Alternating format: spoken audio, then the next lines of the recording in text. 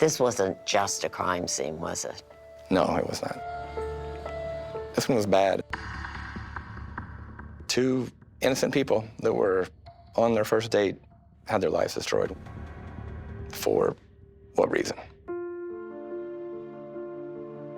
How well did Leslie Reeves know Chris Smith? First date. Chris was in a band and a singer, and they had connected, and he asked her out. The night before Thanksgiving, they decided just to meet up and go to the bar. He lived 65 miles away in a really small farming community. The bar that night was very busy. The place was packed wall to wall. Chris and Leslie were talking a lot, laughing, getting along with everyone around them. She texted me around 10 and she said everything's going okay. She did then text a second text that said, I feel like something's a little bit off or something. I'm not sure what she meant. Was that text the last time you heard from Leslie Reeves? Yes, it was. Did you try texting her in the morning? And did she respond? No. I just started driving towards Farmersville because I had the address and called the police department in that area. Montgomery County Sheriff's Office, this is Jeff. Hi, I'm gravely concerned about my friend. Can someone do a welfare check? What are you feeling at this point, Nanette? A lot of anxiety because I don't know what I'm going to walk into going up there to this house. I pulled up in front of the address. And then who came while you're sitting there? While I'm sitting there, who's this woman parked? I said, well, maybe I'll roll my window down and talk to her. I asked her if she was checking on Chris, and she said she was checking on her friend. And that's when I went up to the door. I saw the back door was broken, and then I saw Chris laying there. And then I ran back to my car and called 911. Nobody's answering the door, and the back window's shattered, and there's a body, and there's a foot I saw on the floor. I'm only 16. I can't deal with this. I was in shock, I think. Sheriff's Office, Jeff. Jeff, give me some help. I got one alive and one dead. I just remember them bringing Chris out on the stretcher to the ambulance. I remember there being a sheet over him, so it made me panic a little bit. I got a call from our command center in Springfield. So you are the lead crime scene investigator? Yes. Were you really prepared for what you faced when you walked into that house? I was not. Why would somebody do this to him? Why would they try to hurt my baby? That's all I kept thinking. He's my baby. Someone hurt him. Going on a first date and they both end up getting shot is insane.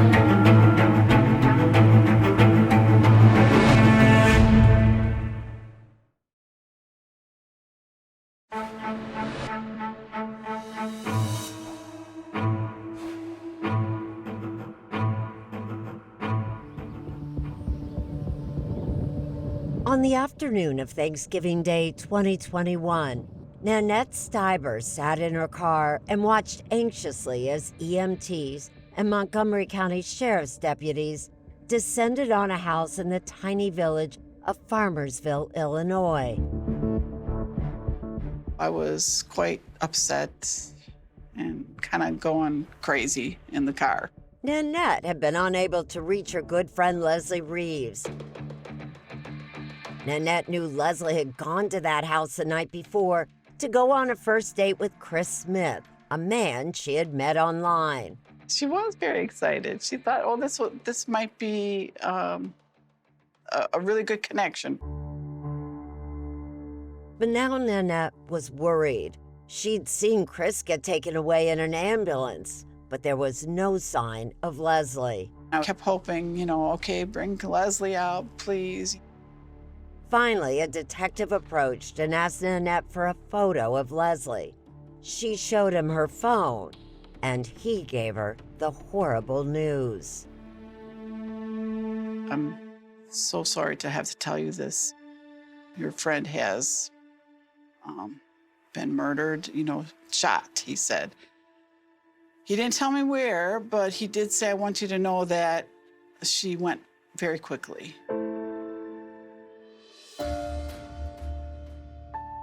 EMTs had found Chris barely conscious and unable to say anything about the shooting. They rushed him to the hospital, and deputies searched the house. Later that day, crime scene investigator Josh Easton of the Illinois State Police was called to the scene, and he began cataloging the mayhem inside. What do you see when you first approach the door? I noticed the side door of the house, the glass in the door has been broken out. The refrigerator was pulled away from the wall. The kitchen table was pushed, the chairs were knocked over. No weapon was found, leading investigators to suspect that a third person was involved. Easton took note of every detail, including the burnt pizza in the oven. I assumed that maybe they were cooking a pizza for the night, and the suspect shows up at the door. They both tried to fight him off, and when Chris was shot, Leslie went to the living room to try to hide. How many times was she shot? She was only shot one time. In the head? In the head. Leslie's body was in the living room, while Chris had been found in the kitchen. Easton said of the 1,800 crime scenes he had been to, this was one of the most horrific. There was blood everywhere. The cabinets, the refrigerator, the countertop, there was blood from corner to corner in the kitchen. Easton spotted 2 silver-colored bullet casings from a 9mm gun, one in the kitchen and the other near Leslie's body. As Easton processed the scene, detectives began learning about the victims.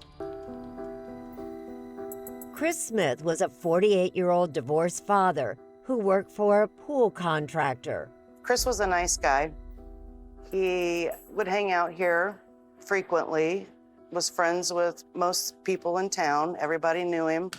Bartender Dina LeGrand says Chris was well known in town as the guy who grew banana trees and giant pumpkins. I remember one Halloween, he donated hundreds of pumpkins for decorations for any of the kids to paint. He gave back to his community. Did either one of you ever worry about Chris? No. No. Sharon Costanza is Chris's mother, Ashley Holcomb, his sister. Chris is a stay-home person that literally would just work in his backyard. Chris lived with a dog named Tiki, and an EMT told the family that Tiki may have helped Chris make it through the night by huddling with him for the roughly 12 hours that Chris was bleeding before being rescued. I think Tiki protected Chris. I think she probably laid right next to him. Chris's close-knit family could not imagine anyone wanting to kill him. It was like, no way, how, why, like... Who? Yeah, who would have done that? Investigators had the same questions about Leslie and learned that she was a divorced mother of 2 children who lived in Troy, about an hour south of Farmersville. Although Leslie had a master's degree in engineering, she chose instead to teach Pilates and to promote self-defense classes for women. Hi, I'm Leslie from All You Studio, and Leslie posted this video to her YouTube channel to advertise one of her classes. Empower yourself against aggression and assault as we teach you easy-to-learn self-defense techniques. Power up! Leslie tried to help women in abusive relationships, but friends say she had her own troubles. Nanette told deputies she was worried about a former boyfriend, a contractor by the name of Robert Tarr, known as Bobby. She said, I am going to completely block Bobby from email, texts, phone calls. I have to go no contact. Later that evening, news of Leslie's murder began circulating and reached another close friend, Amy Steinhauer. She had met Tar, a divorced father of 3, and did not have a good impression of him. But you never see someone and think that they can kill my friend. Amy called the sheriff's office that night to give them Tar's name. By then, detectives had already set out to find Bobby Tar, while 85 miles to the north, surgeons were fighting to try to save the life of Chris Smith, a bullet still lodged in his brain.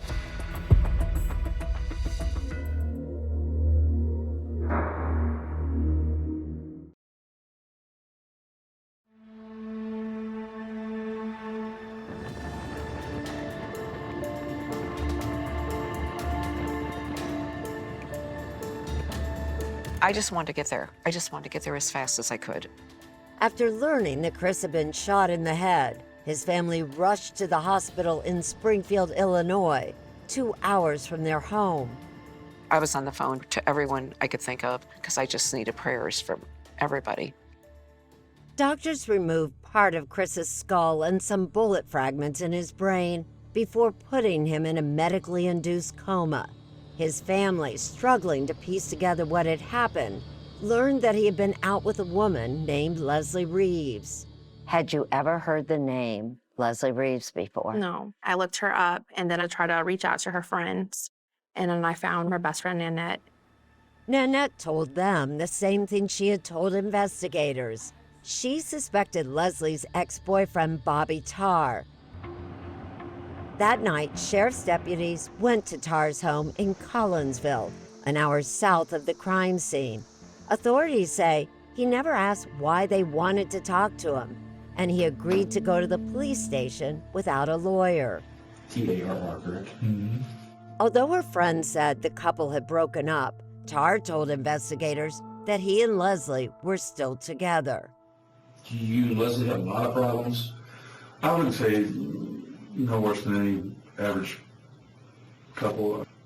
It was Leslie the detectives wanted to talk about.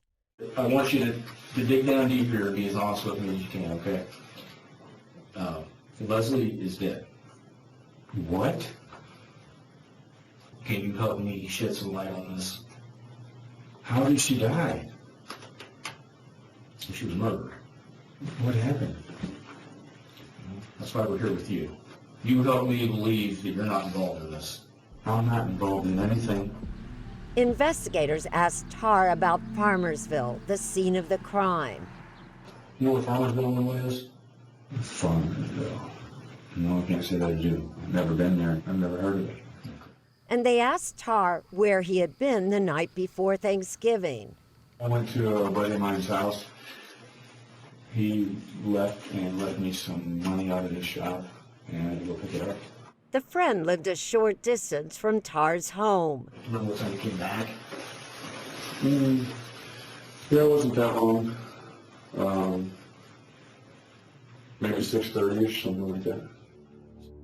Investigators believe the shooting took place sometime early on Thanksgiving morning after 1 a.m. Tar said after he got back, he was home all night. You can talk to my daughter about me being home. That's exactly what they did. Detectives brought Tar's 17-year-old daughter, Shelby, to a different room at the police station, and she told them that her father actually left home twice that night. So the first time he left was roughly 6:30. Right. And then he came home about a half hour later and said he had to go back. Right. And then it was 9:15-ish when he got back home. Yeah. Shelby said he had been gone for more than 2 hours, and when he got home, he was upset. He gets home, he was crying, he was sobbing. He said he missed Leslie. Shelby said she went to sleep around 9:30 and was awakened by her father around 2:45 a.m. He started laundry, he was pacing, walking around, and he was like, I can't sleep. Detectives went back to Tar and told him Shelby's story did not match his. Tar then changed his story and said he had gone to his friend's house twice, but still insisted he was home by 8. As Tar sat at the police station, detectives searched his house and found his phone and a Glock pistol. Shelby had told them her father had a different gun, but they didn't find it. It's little, it's like this big. I look at my favorite, the army green. Shelby told investigators she had seen it the day before Thanksgiving in her father's sock drawer. Yesterday morning, actually, I went to get socks and it was there. And now it's not there. It was there yesterday and gone today. Okay. Bobby Tar sat at the police station overnight while authorities continued to investigate. They had already learned that his car had been captured by license plate reader cameras just after midnight, the night of the shooting. The cameras were near a gas station, and investigators discovered that Tar had bought gas there just after midnight. Back at the police station, they confronted him with the gas station receipt. So you're a liar. Because I don't remember doing that. You don't remember being out after midnight when you have told us you are 100% positive. The gas station is here in Troy. Yes. And the murder occurred here in Farmersville. Correct. The gas station was near Tar's home, an hour from the crime scene. Andrew Affronti is the Montgomery County State's attorney. He has dystonia, a condition that causes muscle tics and tremors. So why is it significant? So he went out and got some gas. It was significant to us because why would he lie about it? So I got fuel. What does that prove? Investigators believed it was proof Tar was lying about his whereabouts that night. They placed him under arrest. You're under arrest for murder.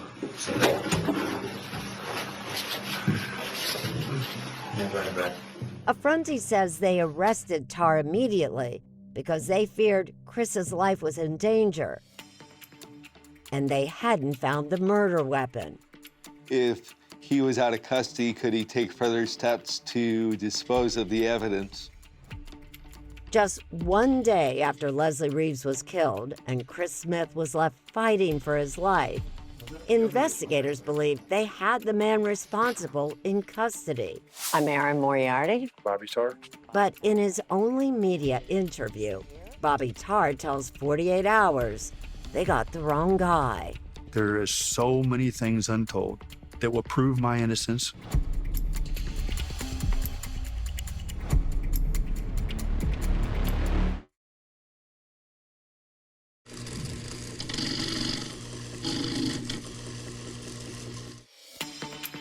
Bobby Tar, charged with the murder of Leslie Reeves and the attempted murder of Chris Smith, is nothing if not unflappable. Did you kill Leslie Reeves? No. Did you shoot Chris Smith? No. He kept his cool even when confronted with a litany of lies he told investigators. You told the police you only left the house once. That wasn't true. Correct. You told the police you had no idea where Farmersville is. That was a lie. You lied about getting gas in your car that night. When he spoke with us, Tar admitted he was at Chris Smith's house the night before Thanksgiving, placing himself at the scene of the crime. He says the night began when he met Leslie at her part-time job at this loft store. She had said she was going to go meet some friends because one of their friends was playing in a band. She asked me if I wanted to go. And I said, well, you know, I would go, but I have my youngest daughter staying with me for a week. Tar says that when he declined the invitation, Leslie asked if he would follow her to Farmersville because her van was unreliable, and so he did. That makes no sense to Leslie's friend, Amy Steinhauer. She was terrified of him. And rightfully so. Just a few weeks earlier, Amy says, Leslie told her that Tar had shown up while she was on a first date with a different guy. After that incident, Leslie told Amy she was frightened by Tar and texted Amy, "I could be killed by him someday if I don't cut all contact." So you're telling me now that this woman who was scared of you, who had actually texted a friend that she thought you might kill her, asked you to follow her to another man's house? Mm-hmm. Does that make any sense? No, I understand. So I don't understand that text in general. Why did she think you might kill her? I don't know. I've got no clue. Tar says Leslie lied to her friends about their relationship. He insists she asked him to follow her north to Farmersville. So I went with her up there. I think we arrived there around 7:30. I parked in front of her van in front of his house. That's as far as I went. I left. I never went back to Farmersville again.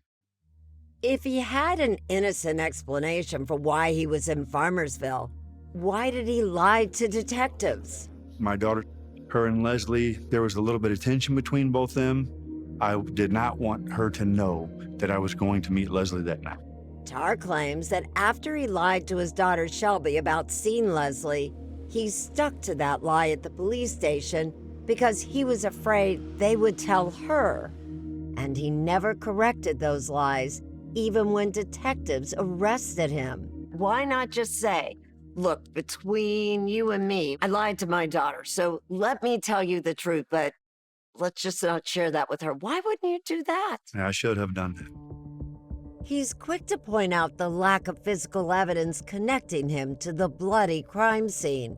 Investigators searched his white Jetta, but did not find any shards of glass or bloodstains.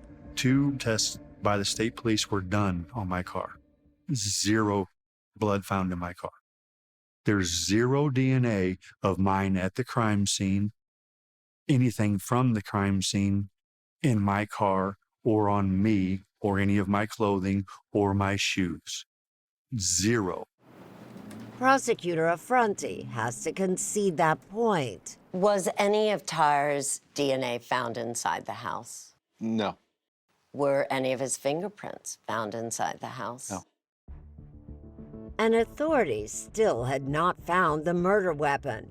But a week after the shooting, they got a phone call from Tar's friend Billy Adams. Adams said Tar had called him from jail. That call was recorded. What's your day look like today? Because I need 10 minutes of your time. Tar asked Adams to go to his house and look for some deck brackets.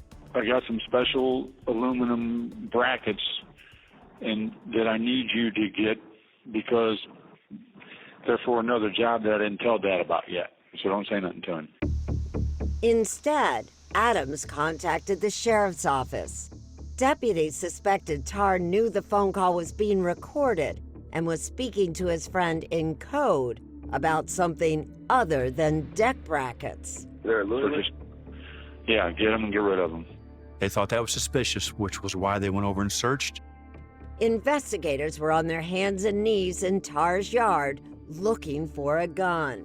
Dan Foltz is Tar's defense attorney. They searched that area thoroughly. No gun. You know what they did find? Deck brackets. A few days later, they got another phone call, this time from Tar's brother, asking them to come back to the house.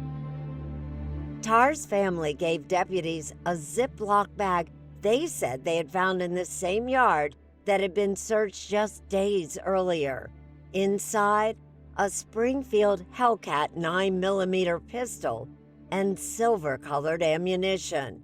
The Illinois State Police determined the gun was the murder weapon, and the ammunition matched the casings found at the crime scene. We still to this day don't know how that ended up there, specifically in the spot that they searched. Are you saying you were set up? Someone was framing you? Yes. But if someone was framing Tar, he or she would have to be pretty detail-oriented. The state police say Tar's fingerprint was on the Ziploc bag. He is adamant that he would not have been dumb enough that he would have carried it all the way back to his home and said, where would I put this gun on my 1-acre lot? I think I'll put it next to the front door. And Tar points out neither his prints nor DNA were found on the gun itself. Nothing on the firearm, no DNA, no prints of mine on the firearm. What I think what happened is that the gun was cleaned and that Mr. Tarr just missed a spot. That spot was Leslie's DNA, say police, found on the guide rod of the gun. Tarr's explanation? The gun wasn't his, it belonged to Leslie. I purchased the Hellcat and Leslie purchased it from me.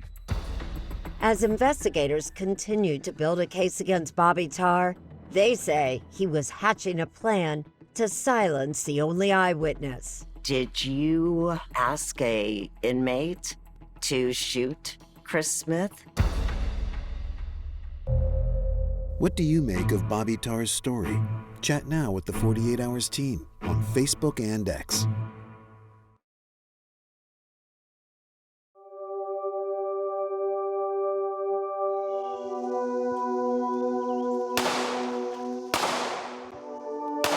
Leslie accompanied me here on several occasions.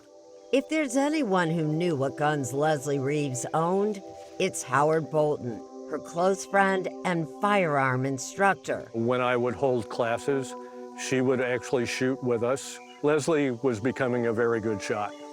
Bolton says Leslie had organized a class called Girls with Guns not long before she was murdered. We put the girls through their paces. They would move and fire. They would go forward and fire. They would come back and fire. And Leslie did very, very well at that. Bobby Tarr insisted to us that Leslie owned the Hellcat that was used to kill her. But Howard says he never saw her use it.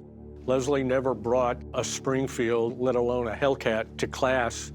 So then, how did Leslie's DNA get on the guide rod of the murder weapon? Howard believes that Leslie's DNA could only be on that guide rod if the gun was fired at her at close range. So when he shot her, wherever it was he shot her, would have contaminated that part of the gun. In fact, Howard says Leslie owned a different gun. Her friends say they wish she had taken it with her the night she was killed. Had Leslie taken the gun with her, I assure you the outcome would have been different. Tarr declared his innocence, but the case against him could hinge on what Chris Smith, the only survivor, remembers. Would he be able to identify him? That was the question as Chris remained in a coma. We were talking to him, singing to him, and I was always holding his hand. While Chris Smith lay helpless, authorities say Tarr was plotting to silence him forever. A grand jury indicted Tarr on 2 counts of solicitation of murder. Those charges are based on allegations by an inmate who says Tarr paid him $10,000 to shoot and kill the lead detective and Chris. Did you ask a inmate to shoot Chris Smith? No, ma'am. And to kill Detective Roach? No, ma'am. Tarr says the alleged plot was a lie concocted by a former cellmate. Tarr says he loaned that cellmate $10,000 for his bond and that it had nothing to do with Chris Smith. Were you worried he was going to testify and point to you as the shooter? No, I was not worried one iota. The truth was that no one knew what Chris Smith remembered. The first time he regained consciousness was in early January 2022, about 2 months after the shooting. Like egg foo young. Egg foo young? Chris's voice was so weak in those early days It's already done over there. that his old friend Mark Reardon, a talk show host in St. Louis, 522, 97.1 FM Talk Mac Bradley. barely recognized Chris on the phone. I could not believe that I was hearing from this guy. And I cried, he cried. Just talking about that moment really brings me chills because I just thought he was never going to be someone that was in my life ever again. What did Chris tell you? Well, when Chris came out of this, I was pretty sensitive to ask him about what had happened that night because I think I was a little afraid of even having those conversations. So most of the conversations that we had were really focused on, hey, how are you? Are you going to be okay? After intense physical therapy, he's made incredible strides. He's much stronger than when he awoke from a coma, but he discovered there are gaps in his memory. What does he remember from that terrible night? I wish to God I could remember something. I mean, even just a smidgen of something, but I remember nothing. He remembers nothing of the shooting or Leslie Reeves. I said, who the heck's Leslie? I don't know Leslie. You had no idea? No, nothing. Nothing? No, nothing. Is Chris the same person who used to come on your show before he was shot? Yeah, I think at the core, he's still the same guy that I knew. He's still the smartass. He's still the guy that's going to talk about how good he is and how good he was and how much he could lift weights. Chris works out at the gym most mornings, trying to regain muscle so that someday he'll be able to walk without assistance. Straighten them curves. He's even back to being the lead singer in his rock and roll band. I don't know how he did make it. I don't understand how he did. He's a miracle. But Chris is aware his life is very different from what it once was. So I'm half the man I used to be, but I'm trying to get it back as hard as I can. And then my left leg is partially paralyzed from my hip to my knee, then from my knee to my toes, completely paralyzed. So if there's any neurosurgeons out there, any researchers out there, please get a hold of me. I'll be your guinea pig. Just make me normal and give me my life back, please. It's tough, isn't it, Chris? Tough doesn't even describe it. Doesn't even describe it. Chris is resigned to living with part of that hollow point bullet in his brain. Doctors say it's in a spot that makes it too dangerous to remove. So that's where you got shot? Yep, right here. Yep, you still feel it on my skull. Right there. After decades on his own, Chris had to move back into his mother's house. I thank my blessings daily that he's here with us. I just wish that this guy didn't take everything away from him. Chris visits with his loyal dog Tiki, but no longer lives with her. And he'd love to see his 12-year-old daughter more often, but he can't drive. And he's living in St. Louis, almost 2 hours away from his daughter and ex-wife. I miss her. She was my little pea in the pod. I mean, we did everything together. The trial of Robert Tarr was set for April 2024, but Chris would not be there. He told the prosecutor he was too angry to attend. You didn't think you'd be able to just sit there? Oh, no, no way. I know myself. There's no way, no. But Chris's alleged shooter, Bobby Tarr, will be there. And he said he was eager to tell the jury that he's not a violent man. But on this one night early morning, did you snap? No. That's not my nature. I don't lose it and snap. Follow along with Chris's remarkable story at 48hours.com.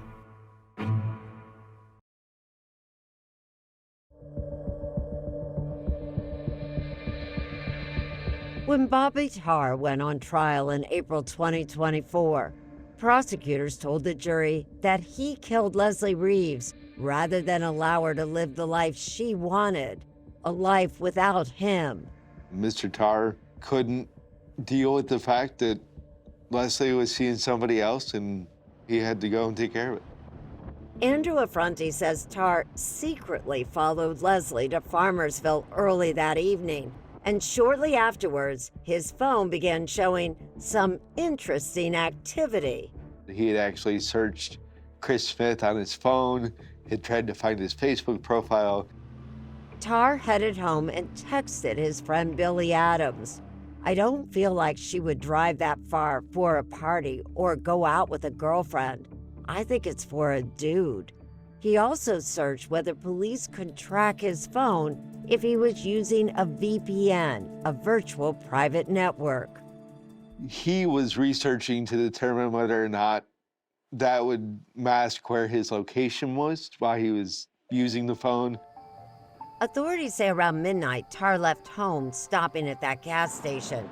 And then, according to Affronti, surveillance videos and cell tower records show that Tarr drove back to Farmersville. You believe he intended to kill both Chris and Leslie? I 100% believe that he went up there with the intent to do serious harm to both of them. With one victim dead and the other with no memory, it's difficult to say with certainty what happened. But the prosecution argued that sometime after 1 a.m., Bobby Tarr tried to enter through the back door of Chris Smith's house. Leslie and Chris tried to keep him out. There was some kind of altercation or struggle, and that's when the glass was broken. Crime scene investigator Josh Easton told the jury what he had observed inside the kitchen. The refrigerator was pulled away from the wall where it appeared it normally was. Prosecutors believe Leslie was trying to use the refrigerator to block the door. And based on where Chris was shot in his head, they think he was crouching down to help Leslie. I think that while Chris was crouched down trying to hold the door shut, Bobby shot through the door and struck Chris. With Chris incapacitated, Affronti says Leslie hid in the living room. Tarr tracked her down, shot, and killed her. I strongly believe that he walked in and executed her. Defense attorney Dan Foltz disputes all of that. There is simply no evidence that that's what happened. There's no evidence that Leslie pushed the refrigerator. There's no fingerprints and blood on the refrigerator of Leslie's.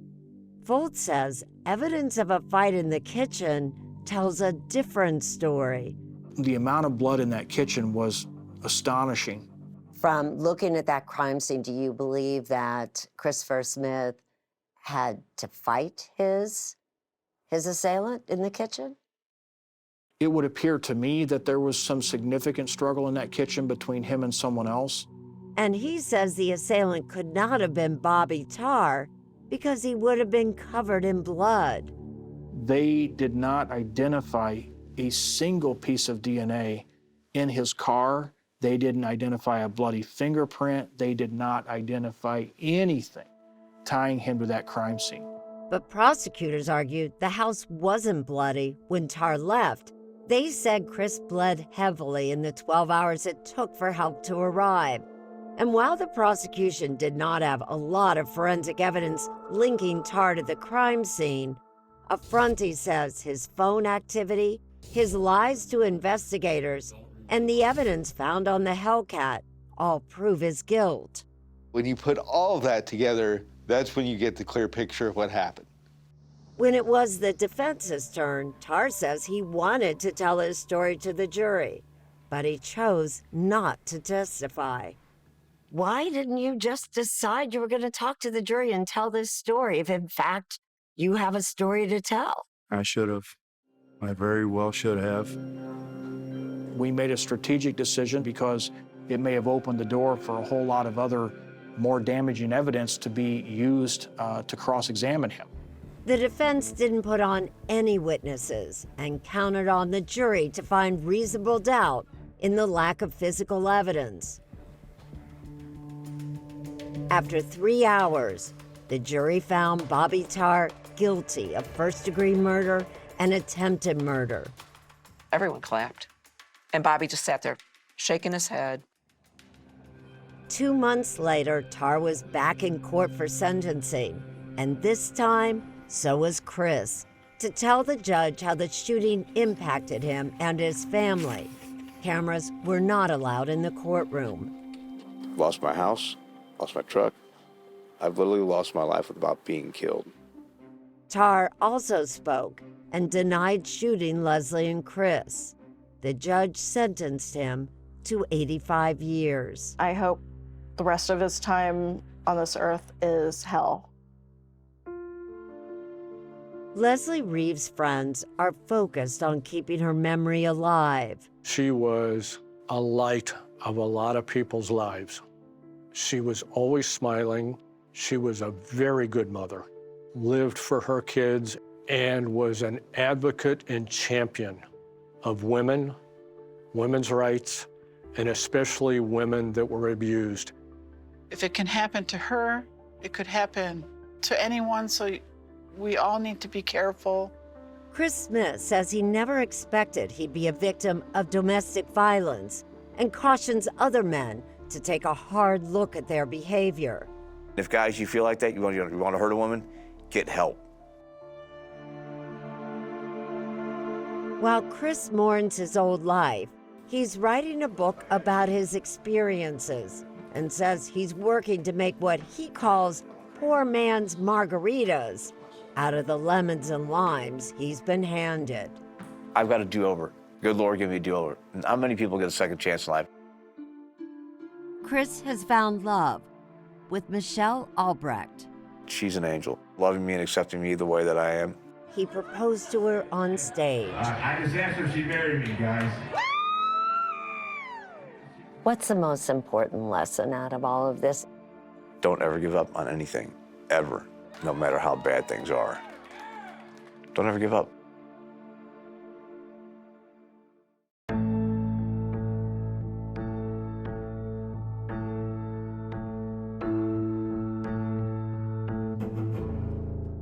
As a kid growing up in Chicago, there was one horror movie I was too scared to watch. It was called Candyman. But did you know that the movie Candyman was partly inspired by an actual murder? Listen to Candyman, the true story behind the bathroom mirror murder, wherever you get your podcasts. I'm Erin Moriarty of 48 Hours, and of all the cases I've covered, this is the one that troubles me most. Listen to Murder in the Orange Grove, the troubled case against Crosley Green, wherever you get your podcasts.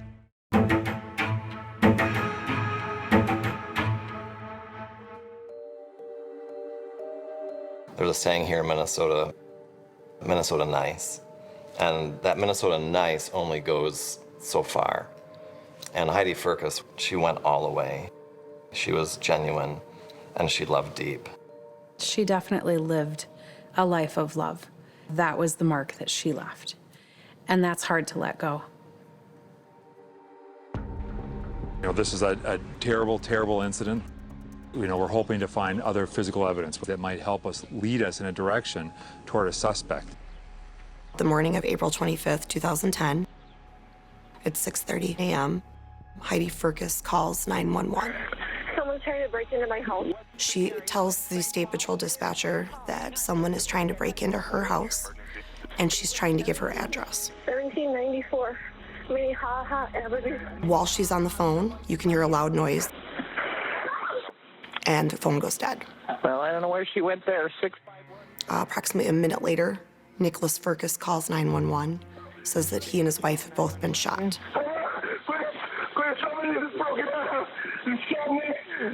Okay, are you in St. Paul, sir? St. Paul Fire paramedics took Nick out to the ambulance and transported him to Regents Hospital. He had been shot in the leg. Heidi was struck in the back as she was trying to flee towards the kitchen. It was a shotgun blast that killed her right away. The shotgun was laying inside the front door area. There's a little foyer. Nick gave a brief story. He heard somebody fiddling around with the door, and that he then armed himself with a shotgun, and that Nick and the intruder struggled over the shotgun. The responding officers went up and down the block, tried to talk to neighbors. I was next door house sitting when the crime happened. Really all I heard was kind of this agonizing yell of, "You shot her, you shot me." It never felt right. The story never made sense to me.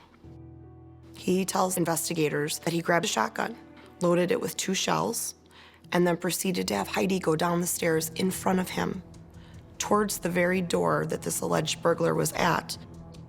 Why you would send the unarmed person down in front of you is beyond me. To me, there were only 2 people in that house when Heidi was killed. And they were? Nick and Heidi.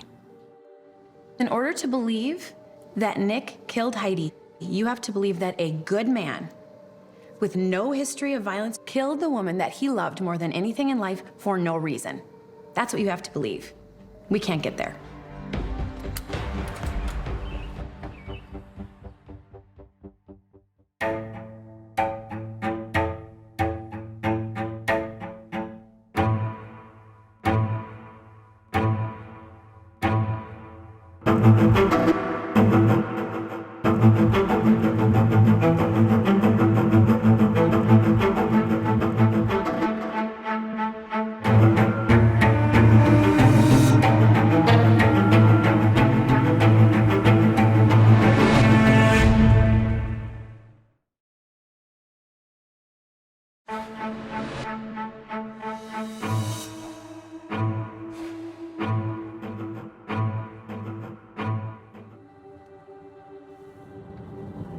Well, this area of St. Paul, where Heidi and Nick Firkus lived, I would characterize as generally a quiet neighborhood. Back in 2010, 9 years before she took charge of the Firkus case, Detective Nicole Sipes of the St. Paul Police Department was a patrol cop who worked this neighborhood. Do you remember first hearing about the Firkus case? I do.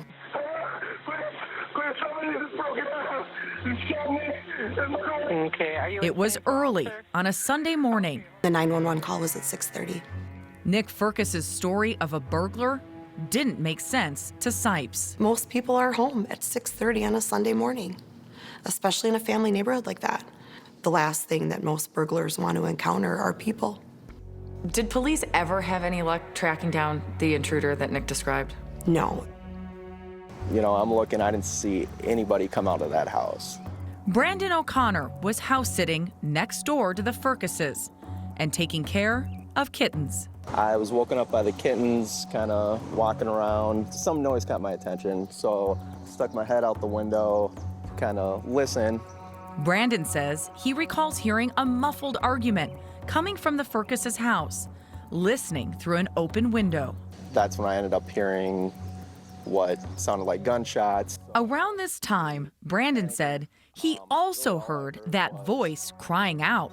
Kind of this agonizing yell of, "You shot her, you shot me, please, please, no," something along those lines, and then it was done. First responders rushed to the scene. There was nothing they could do for Heidi. She was pronounced dead. Nick was rushed to the hospital and treated for a grazed gunshot wound to his leg. He seemed not to be sure whether or not Heidi had been killed. Like I said, we'll do our best to find out how Heidi's doing, please. Hours later, Nick was transported to the St. Paul Police Department. Then Nick and I started to have our conversation in the conference room. Sergeant Jim Gray took Nick's statement. You know, I know this is a very traumatic situation, okay? And I'm just gonna try and ease into it, okay? So Nick said the couple ordered in food the night before and watched the movie Avatar. They went upstairs to their bedroom around 11 p.m. The next morning, Nick got up around 6 a.m. to get a drink of water from the bathroom. Go back to sleep, but just kind of fitfully sleep for 10 or 15 minutes, and then I heard the screen door open. Kind of let it go for a little while, but then I started feeling with our doorknob. And is Heidi still sleeping then? Yeah. Okay. Like a rock. Nick said he retrieved his shotgun from the closet. I keep 2 shells for it just in case things go weird. So when I heard things this morning, I did load it. And then I wake up Heidi. Okay. According to Nick, he told Heidi someone was trying to break in and to call 911. As she spoke with the dispatcher, Someone's trying to break into my home. they headed downstairs so they could get out of the house. What address are you at? All right, so you going first down the stairs, or is she behind you, or is she in front of you, or what? She's in front because I'm kind of trying to move her along quickly. Nick said as they passed by the front door, it burst open. Guy that was there, I think he grabbed the barrel. I don't remember exactly what happened, but the gun went off. So my fingers slipped onto the trigger. Nick told Sergeant Gray during the struggle over the weapon, the gun fired, striking Heidi, who he said was in the kitchen. Okay, so the gun's here, chest high. Yep. You and I are like this. Yeah. And then the gun goes off. Mm-hmm. I mean, I know it hit Heidi. I know it did. She was running away, so he definitely hit her in the back. Hit her in the back. Yeah. I couldn't believe it. I didn't want to believe it. It can't be true. There's no way. Katina and Marcus Sarazin mentored Heidi at Calvary Church. I think she's one of those people that you can't not like. Everyone liked Heidi. She genuinely loved people. She was the life of the party, always finding fun ways to engage people, and she was very loyal. The couple met at the church. And in 2005, Heidi, 20, and Nick, 22, got married. Nick Firkus had a very warm and engaging personality, always smiling. He carried himself with confidence, and he had high character, high integrity in the church. That was the reputation he'd built for himself. But just a few hours after Heidi's death, Sergeant Jim Gray found himself questioning Nick Firkus's account. He couldn't figure out why the couple would leave the safety of their bedroom. You come upstairs, I hate to tell you this, but my house, I'm justified in killing you if you come breaking in my house. Yeah, and I guess Nick explained that the couple had a plan in place.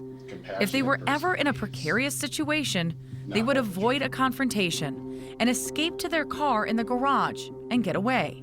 if we can save ourselves, let's do that instead of getting into a situation where...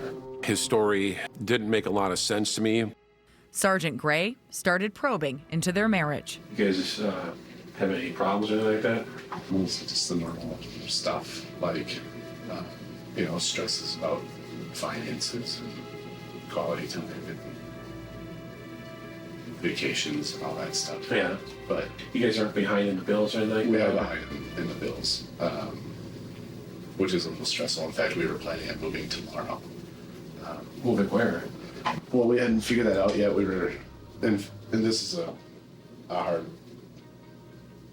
hard place for us.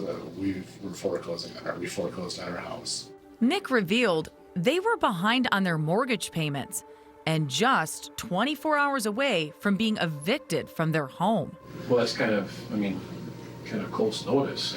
It is, and I think the reason is because we're both kind of dealing with the shape of the whole thing. Gray says his suspicions were raised, and minutes later, he was struck by the way Nick asked about Heidi.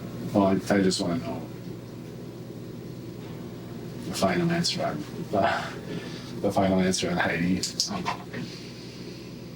She didn't make it. I figured that. I mean, Is that typically how someone asks if their loved one or spouse has been killed? Not only is that not typical that that's how they'd ask it, but they wouldn't wait an hour and 40 minutes into this conversation to ask that question. And I've watched the interview, obviously, numerous times, and I understand people react to trauma differently. But this was different than what I'd seen. Anybody that's watched that interview cannot help but be struck by Nick's demeanor during it. And that demeanor was? This was just another day. This was something he had to get through. Skeptical of Nick's story, Sergeant Gray confronted Nick about what happened that day. Nick, part of me wants to ask you this question. Did you have anything to do with this? no, absolutely not. Okay. Absolutely not. All right. Why is there a party that wants to ask that? Well, Nick, I'm a police officer, okay? Yeah. I gotta ask the tough questions, all right? After the interview, Nick left the police station. That day, investigators returned to the Firkus home with a search warrant. Gray says it did not look like anyone was planning to move out the next day. Nothing was packaged up at all. The closet was still full of clothes. We noticed that there was still food in the refrigerator. And there was something else that investigators questioned. We didn't see any signs of forced entry into the house. Based off of the physical evidence at the scene, his version of the incident couldn't be plausible. What do you think of Nick's story about the intruder? Chat now on Facebook and X.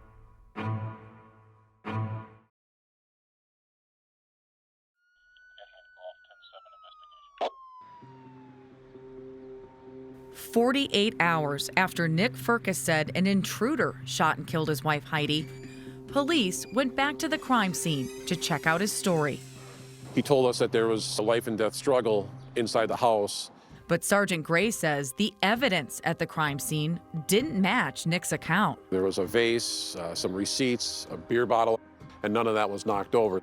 So that kind of raised suspicion to us that if there was such a struggle, why wasn't any of this stuff knocked over?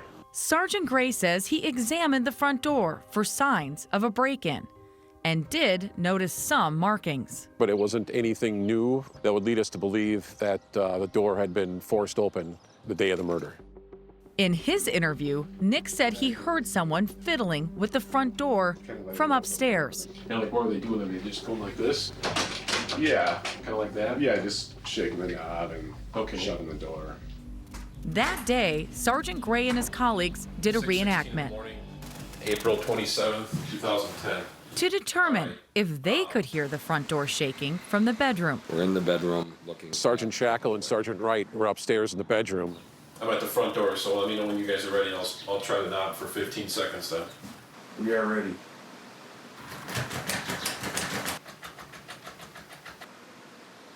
They could not hear me fiddling with the door. All right. Sergeant Gray says he also doubted Nick's story about the couple's eviction and a scheduled move the day after Heidi was shot. There didn't appear to be anything boxed up or packaged up to go. There were a few empty boxes in the dining room area. There was not a grand stack of boxes or anything for that matter that would lead us to believe that they were going to pack up all in one day. Meanwhile, Heidi's mentors from Calvary Church, Marcus and Katina, were learning the details about her death and the eviction. It just didn't add up. Something wasn't right with that story. It seemed so out of the ordinary that she would be moving and not have notified anyone, not have anything prepared for that, because she planned things out and she liked things to be orderly. On April 30th, 2010, 5 days after her passing, Marcus and Katina attended Heidi's funeral.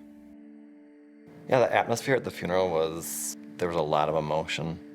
At the funeral, Marcus and Katina say they were struck by Nick's demeanor. I remember going through the receiving line and shaking his hand. There was no grief showing. It just felt like he lacked emotion. Marcus says he went as far as asking some of the couple's friends if Nick could have shot his wife. And the answer I got was, no, there's no way that Nick killed Heidi. He loved her. There's just no way he could have done that. And I just wasn't so sure about that. From what we gathered during our investigation, Nick and Heidi were in a loving relationship. There was no problems or issues that anybody saw. Your first impression upon meeting Nick Firkus is no way in the world could he have committed a violent act. The day after the shooting, Nick's family hired attorney Joe Friedberg, who advised Nick to stop talking to the police. It didn't take long to realize that he was being looked at as a suspect. When investigators asked Nick to sit down with their artist to draw a sketch of the intruder, Friedberg advised him not to.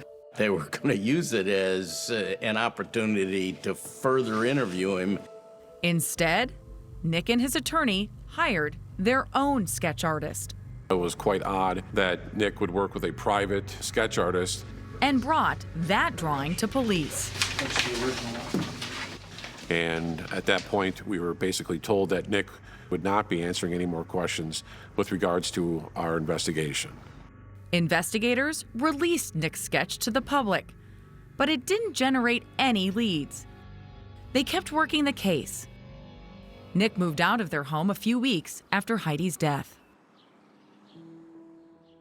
2 months later, he began a friendship with the sister of one of Heidi's best friends, Rachel Sanchez, who was going through a divorce. At the time, I thought because we shared something traumatic, there was a deep connection there. Because I had come out of something traumatic myself in a relationship, I think Nick seemed to be handling things well. It felt like he was very grounded. He was with his friends a lot, and they were processing together.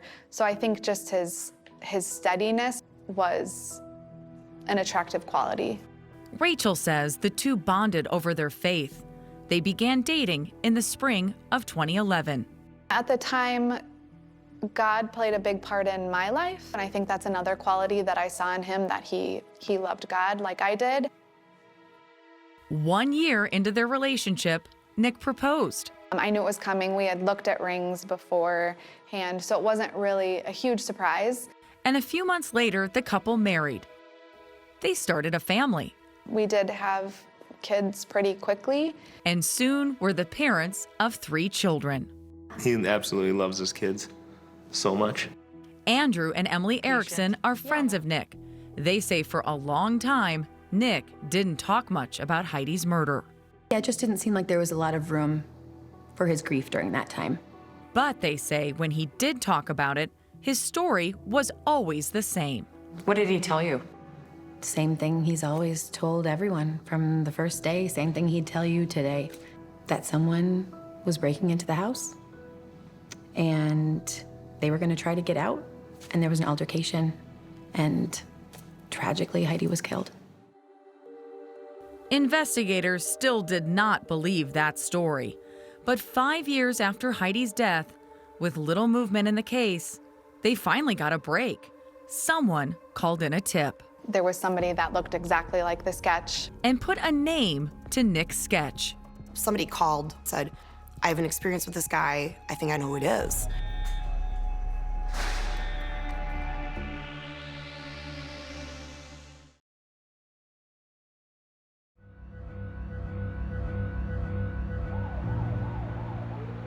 After 5 years without a break in Heidi Firkus's murder case, out of the blue, a tipster called police with a name after seeing this sketch of the suspect.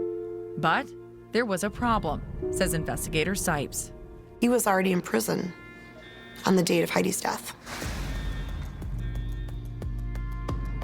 Nick's second wife, Rachel, says her husband rarely talked about the case being solved. But I had asked him, are you gonna put effort into seeing if you can find the person that did this? He didn't reach out to anyone as far as I know.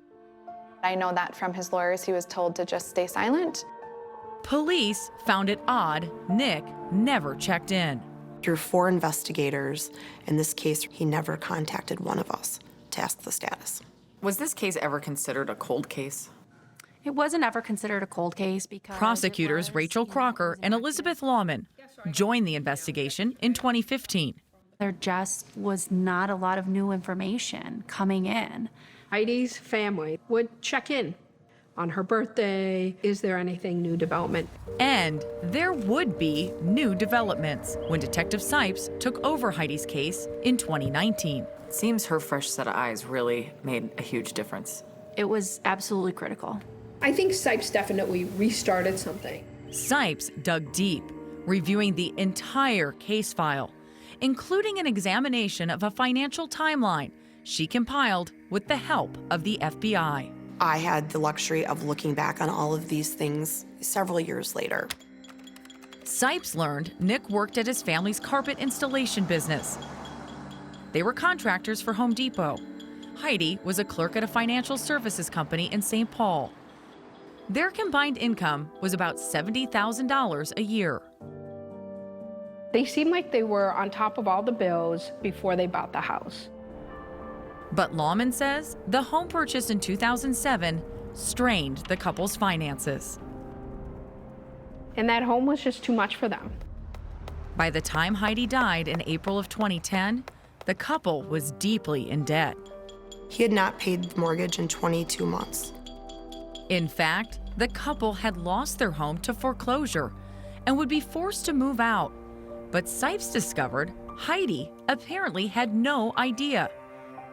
After reviewing the couple's texts and emails, Sipes saw no evidence Nick ever told Heidi they were in financial trouble. There was no communication between the two of them to indicate that she had any idea the depth of their financial issues. I was able to determine through the foreclosure and eviction attorneys that there was no paperwork Heidi had signed, that nobody had ever talked to Heidi, nobody met Heidi. Heidi didn't go to the eviction hearing on March 8th, 2010. Sipes says Nick and Heidi's family and friends didn't know the couple had to relocate. And if she was serious about moving, she would have gotten the day off. So she was planning to go to work? Yes. Why do you think he kept her in the dark so long? Shame. I believe he was concerned about the shame of what he had done, how it would look, that he couldn't come clean with her. You know, it had gotten too big at that point. And when Sipes talked to the couple's friends, she learned why Nick wanted to hide their financial situation. He was described by his friends as being wise and being the person that they would go to for advice. Nick Firkus really presented as somebody who had some of those bigger, tougher life questions figured out. What kind of person do you want to be? What kind of relationship do you want to have with God? What does that tell you as you're investigating the case and you see someone in that type of personality? It just became easier to see that this was someone who did not want his friends, his family, to know the extent to which he had failed. Sipes says she discovered more of Nick's lies when she learned about a conversation Heidi had with a friend just the day before she died. Heidi had talked to us about how Nick had told her that they were victims of identity theft. It was somewhere around $180,000 to $200,000 worth of identity theft. Wasn't true. They weren't the victims. This was all untrue. But as Sipes tried to figure out if there was a connection between Nick's lies and Heidi's death, she learned Nick and Rachel had divorced. I remember very well when Nikki Sipes came to my door. And that Nick had also kept secrets from her. Did Rachel ever say anything about why their marriage dissolved? She did. There were financial issues between the two of them. Nick was lying about a lot of things. This is a story that's happened before and it didn't end well. That terrified me.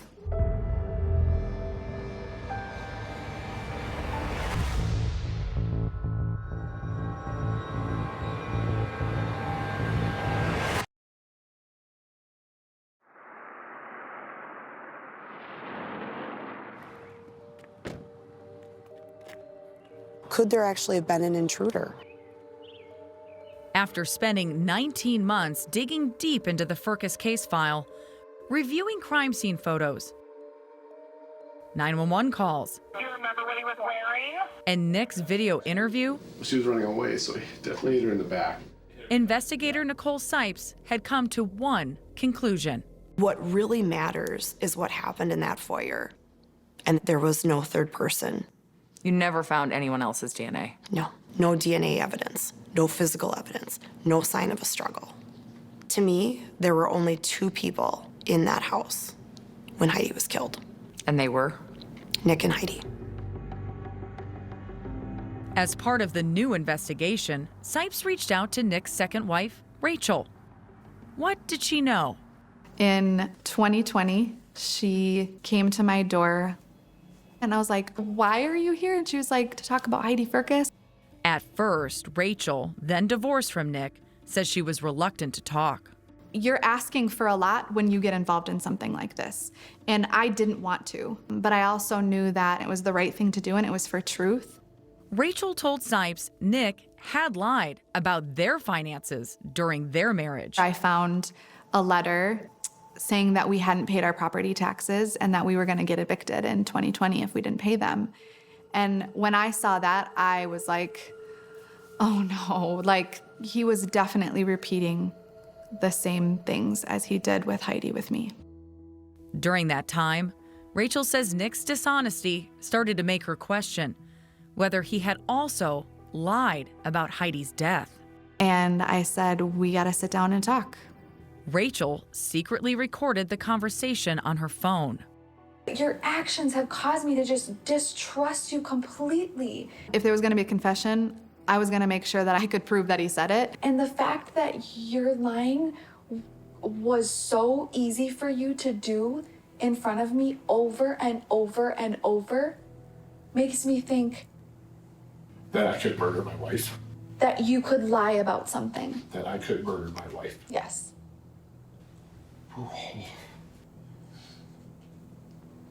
When I listen, I think this silence kills me.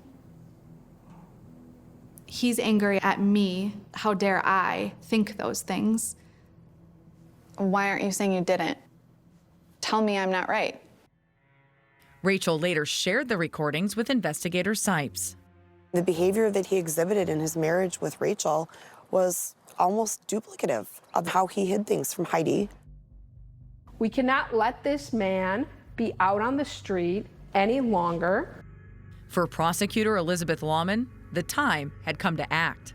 I told Sergeant Sipes, we're charging him. Let's do it. 11 years after Heidi was shot to death on May 19, 2021, a St. Paul police SWAT team arrested Nick Firkus at his house and charged him with second-degree murder. A grand jury ultimately indicted Firkus on first- and second-degree murder charges. Our minds were absolutely blown. Heidi's friends, Marcus and Katina, were relieved. It's hard to say. I don't know what emotion you even put to it. It's hard to say excited. Yeah, I felt grateful. We don't understand. Nick's friends, Emily and Andrew. You have to believe that a good man with no history of violence killed the woman that he loved more than anything in life for no reason. That's what you have to believe. We can't get there. After remaining free on bail for almost 2 years, on January 27, 2023, Nick Firkus went on trial. Prosecutors would not be allowed to call Nick's second wife, Rachel, to testify or use her taped conversation with Nick. The judge ruled her testimony and the recording had no bearing on the case. I went into it with an open mind. Natalie Michael served on the jury. Did he appear like a man who would kill his wife? No, he did not. A lot through the trial, he was putting his head down. When they showed the photos of the two of them together, you know, he seemed like he really was in love with her. I think Nick was someone who lived two lives. Prosecutors presented an unusual motive. They told the jurors Nick Firkus staged a burglary because he was desperate and ashamed. His secrets were about to be revealed to Heidi and everyone else. All of his kind of cards of lies are about to crumble. He would have been exposed as a complete failure, a liar to his friends and community, and instead, he's a victim. He walks away from this supported by his friends, supported by his family. Nick had no reason. Nick's lawyers, Joe Friedberg and Robert Richmond, say that simply makes no sense as a motive. There was nothing about murdering the woman who everyone agreed he loved that would help his situation. And they say the state's contention that Heidi didn't know about the couple's finances simply was not true. Nick said she was in on all of the major decisions. He would say to us that they're making Heidi out to be an imbecile. At first, I was wondering how she couldn't know about the finances or some of the foreclosure, some of the things happening. But Natalie Michael says the prosecution's case did not hinge on motive. The prosecution said it really is, was there an intruder in the house or was there not an intruder?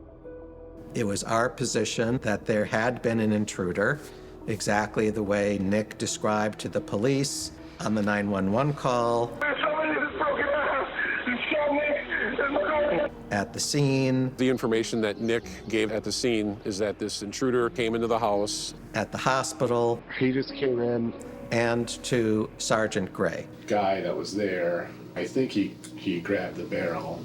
Nick's lawyers say police didn't find the intruder's fingerprints or DNA at the scene because, as Nick told investigators in his interview at the hospital, and what else can you describe from him? The intruder was wearing gloves. Gloves.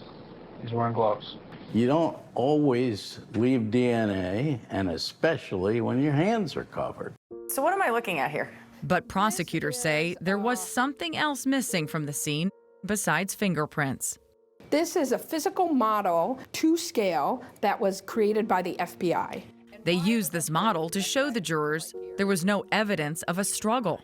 I felt that it was very important for us to be able to recreate how small that entryway is. Let's say the intruder gets in, they have this struggle. And they have this life and death struggle right in this area with nothing disturbed. On the table. Exactly. And then Heidi gets shot square in the back in a very clear shot. This animation, created by the FBI, shows that the bullet that killed Heidi was most likely shot from shoulder level. The height at which Heidi is shot fits exactly on Nick's shoulder to aim and to fire. Nick's attorneys say there was direct evidence that showed there was an intruder. In fact, there were tool marks in the door, which would be consistent with someone wedging a screwdriver between the frame and the door. Attorney Joe Friedberg says Firkus's next-door neighbor, Brandon O'Connor, testified he heard a voice. You shot her, you shot me, please, please, no, something along those lines. That means there must have been another person in that house. Nick was talking to a third person when he said that. But prosecutors say Brandon may have misheard Nick while he was on the phone with the 911 dispatcher. He is screaming about being shot, and he did that over almost 7 minutes. Stay on the phone with me, okay? Nick Firkus did not take the stand. After an 11-day trial, the case went to the jury. If there's anything in this case, there's reasonable doubt. Yeah. See more evidence from the case at 48hours.com.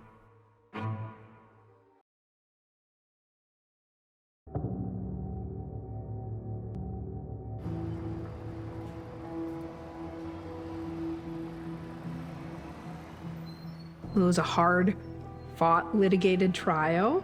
As the state and Nick Firkus's defense team presented their closing arguments on February 10th, 2023, we had great, we thought, circumstantial evidence that what Nick said happened did not happen. attorneys on both sides were hopeful the jury would make the right decision. It's not enough if you have a hunch. There was no direct evidence that Nick murdered his wife. In her closing argument, Prosecutor Crocker said Firkus shot Heidi while she was on the phone with the 911 operator. Someone's trying west. So that call does end with a very, very loud noise, and the call goes dead. And we believe that that's the gunshot.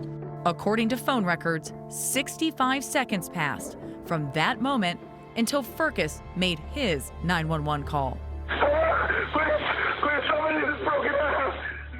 Crocker reenacted for jurors what she believed Nick Firkus did before he made that call. I walked over in the courtroom to roughly as far as Heidi would have been on the ground, crouched down, turned her over to check for a pulse to be sure that she was in fact deceased. Walked back over, picked up the firearm, and demonstrated how he could shoot himself and call 911. Where is the guy that shot you? At 65 seconds, there was more than enough time for all of that to happen. To prove their theory Firkus shot himself in the thigh, they point to marks left by shotgun pellets at the bottom of the front door. When he shot himself, we believe that Nick was about here. Just how you would brace yourself, probably against the door if you're doing it to yourself. Of his reasonable suspicion. But Firkus's attorneys challenged the 65-second time frame. Attorney Robert Richmond says phone records also show Firkus misdialed 2 numbers before getting through to 911, making it impossible to shoot himself. What they reenacted was 65 seconds, which was ignoring the 2 misdials, which happened at 38 seconds. The fact that we cannot find the intruder is not evidence that there was no intruder. And if anything, because of the next door neighbor, because of the tool marks, because of the 38 seconds, we feel that the evidence supports that there was an intruder. This isn't blind belief. Nick's friends Emily and Andrew were convinced the prosecution failed to prove Firkus was the shooter. We were open to hearing inconsistency of what Nick said, but that didn't happen. On February 10th, 2023, the jurors got the case and in 5 hours returned with a verdict. My last text to Nick was, it has to be innocent. There's no way that they got to guilty this quickly. We rushed to the courthouse and we were So wrong. Nick Firkus was found guilty on 2 counts of murder, premeditated and intentional. I believe justice was served. Marcus and Katina were in the courtroom when the verdict was read. Justice may have been slow, but fortunately, the jury got it right. It feels like this is the beginning of healing. It's the beginning of a new chapter. Heidi's mom actually said that for so many years, they had to live with Nick Firkus's narrative, and they knew it was wrong, but they just didn't have another narrative. And to finally be able to have him finally held accountable, it meant a lot to us. For Sergeant Sipes, there is still the mystery of what led to the couple's financial problems. We weren't able to definitively say what the money was spent on. Does that frustrate you? Greatly. I think it would help complete the picture for some people. On April 13th, 2023, Nick Firkus was back in court for a sentencing hearing and to hear victim impact statements. Growing up, Heidi was the quintessential little sister to me. Heidi's brother, Peter Erickson. Because of the lies we were told as early as the day after her murder, it's been virtually impossible to find closure to our grief. Firkus refused to admit guilt. I do maintain and will maintain to my dying breath my innocence of this crime. My body stands condemned to serve another man's sentence. But my soul remains free. Judge Leonardo Castro imposed the maximum sentence. It is the sentence of law and judgment of this court that you be committed to the Commission of Corrections for the remainder of your life without the possibility of release. Good luck to you, sir. Godspeed. My kids are always what I think of first. Firkus's second wife, Rachel. They lost in this too, because one day they had a dad that they thought was somebody, and the next day he's not that person anymore. She often thinks about Heidi too. I like to think I have a connection with Heidi. She didn't get to have the voice that I have now, and so I can only hope that my voice is something she would be proud of. Heidi was a genuine, loving, sincere young woman who wanted to live life to the fullest. She wouldn't want people to become bitter or angry because of what she had to experience. I think that Heidi would want people to choose to love, regardless of circumstances.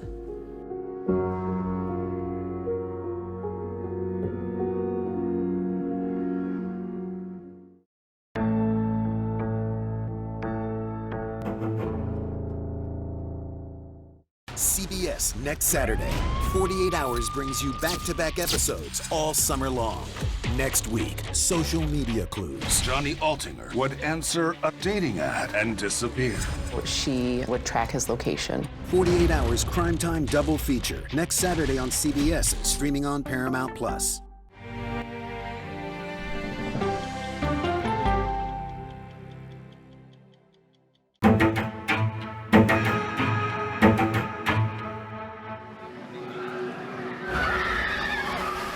Aaron, this is Florida. Nothing strange here.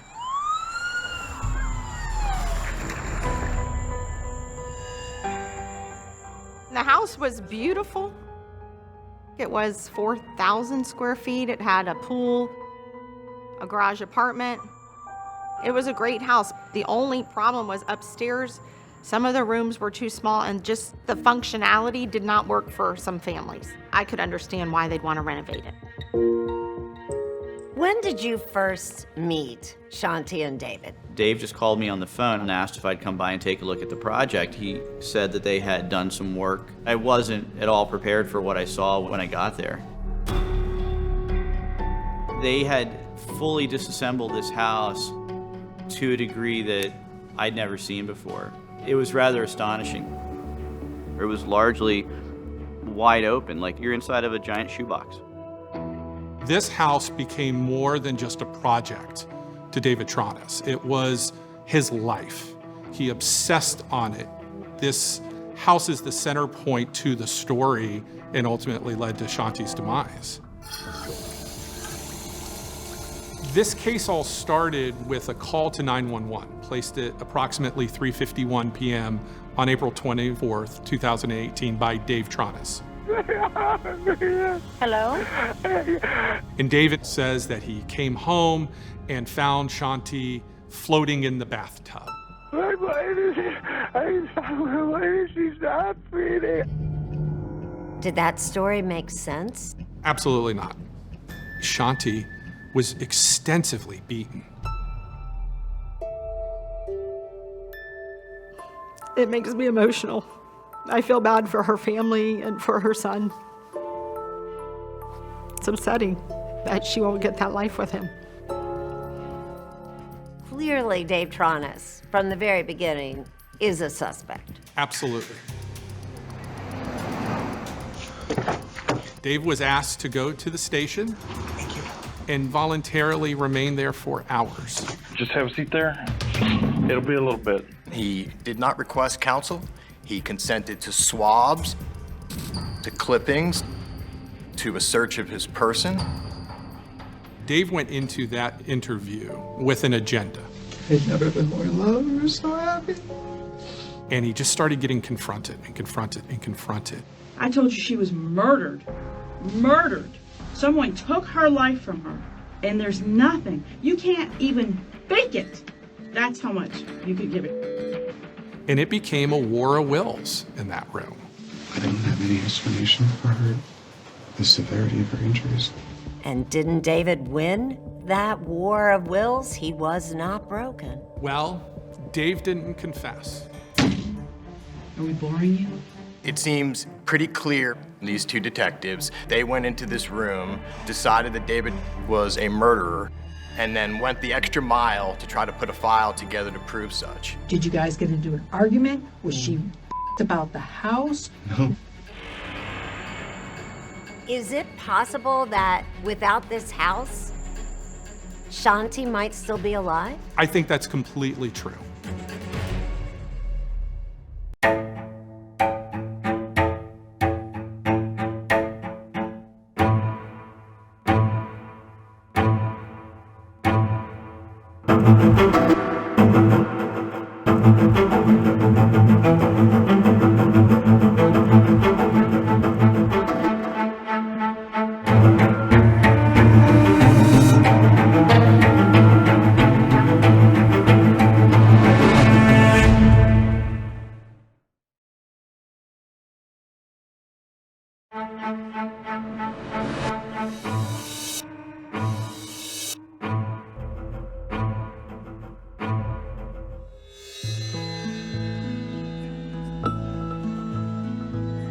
Delaney Park is a well-established neighborhood. It's been around for over 100 years. Tara Stevens knows Delaney Park inside and out. She's a realtor who buys and sells homes there. It's a great place to live, to raise a family, a lot of outside activity, great school system. It's a great neighborhood. So Delaney Park is a mile or so from downtown Orlando. Ryan Vecchio, a former prosecutor with the Orlando State Attorney's Office, got to know the area well when he led the investigation into the death of Shanti Cooper in April 2018. Did Shanti ever indicate to any friends or family that she was afraid of anyone? No. So you guys knew each other approximately 5 years this month. Vecchio and investigators dug in to learn all they could about Shanti and her husband, David Shaughnessys. The couple had been married for more than a year. Everybody we spoke to about Dave and Dave's background said that he was highly intelligent. It's what made him successful when he worked in business. How would you describe Shanti? Shanti Cooper was a hard-working, dedicated mom who cared deeply, deeply about her son. Her son was her world. Shanti's son, Jackson, was then 8 years old. She shared custody with his father, Jim Cooper, whom Shanti had divorced in 2013. She launched a lucrative financial software business and worked out of her home office. How did she meet Dave Shaughnessys? Dave was outside of Minneapolis, Minnesota at the time. They met over the internet. and started exchanging messages and profiles, and that turned into emails. Investigators later found this document on Shanti's computer that shows just how smitten she was. Dave, I will have to say, I think this will be a delicious detour. Amazing, magnificent, life-changing detour. I've had a pep in my step since we started this little email affair. In Minnesota, Dave had just ended a long marriage, but within months of meeting Shanti online, he moved to Orlando. Dave fell in love with Delaney Park and the house at 218 East Copeland Drive, a house that came complete with its own gargoyles. We sold it to him for $607,500, which was a really, really good deal. How did he pay for it? Cash. Dave put the house in trust for himself and his mother, and soon introduced Shanti to Tara. They seemed very happy. She was a beautiful, very nice person. I enjoyed meeting her. Tara did not feel quite the same about Dave. Dave's personality changed a little bit after the contract was signed. I just saw a very different side of him.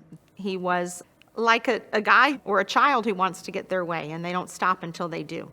You were glad when the deal was over? Absolutely. I was very glad. I didn't get a good feeling from him. Cindy and Dan Dow are Shanti's relatives by marriage. They didn't like Dave at first, but it wasn't long before Cindy had a change of heart. I love her, so I grew to love him.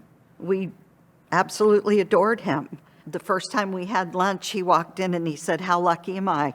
I get to have lunch with two of the most beautiful women that I know." I mean, that's charming.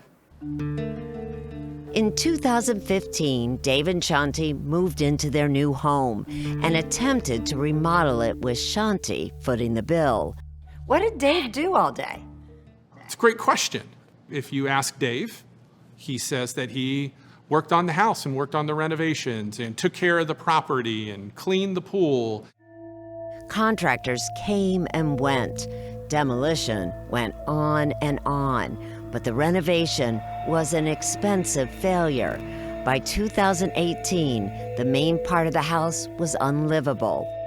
Shanti was reduced to working and sleeping above the garage in a small apartment. Where did Dave sleep? I think he slept downstairs with the dogs. Maybe not all the time, but I'm pretty sure he was down there. Desperate to resolve the housing situation, Dave turned to Keith Ory, a local house renovator who also appeared on a reality TV show called Zombie House Flipping. Neighborhoods are under attack from zombie houses. What is zombie house flipping?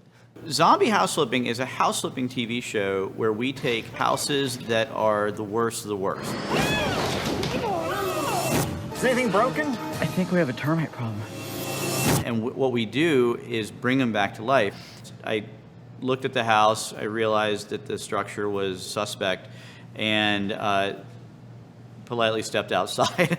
An engineer discovered the only thing holding up the house was 2 inches of stucco. It was rather astonishing. They took away all the interior dividing walls, and basically what was left was a 2-story shell. Weren't you tempted to just run for the hills? Yeah, but at the same time, you rarely come across a challenge that's that bold. Keith was up for the challenge and began shoring up the interior. And then he got the go-ahead to use the house in the next season of Zombie House Flipping. This is Zombie House Flipping. It was mid-April 2018, and filming was set to begin in early May. But there was a problem. Getting Dave and Shanti together to talk in person was proving to be really difficult. Keith went to the house to meet with the couple one last time to be sure they were on board. And they both said, yes, we understand. And then she took off immediately and left. I got a sense that she was pissed off at him. Vecchio said Shanti had been trying for years to get her name on the trust that owned the house, but Dave never followed through. And it seemed like things just sort of culminated to a boiling point. It was only days before Shanti's murder. She desperately wanted stability in her life, but was living in a house that was anything but. Her name was not on the deed, and she had already spent a lot of money on what was essentially Dave's house. Shanti was the bankroll, the sole bankroll to almost $250,000 renovation. What did she get for her $250,000? Well, a lot of headaches and heartaches.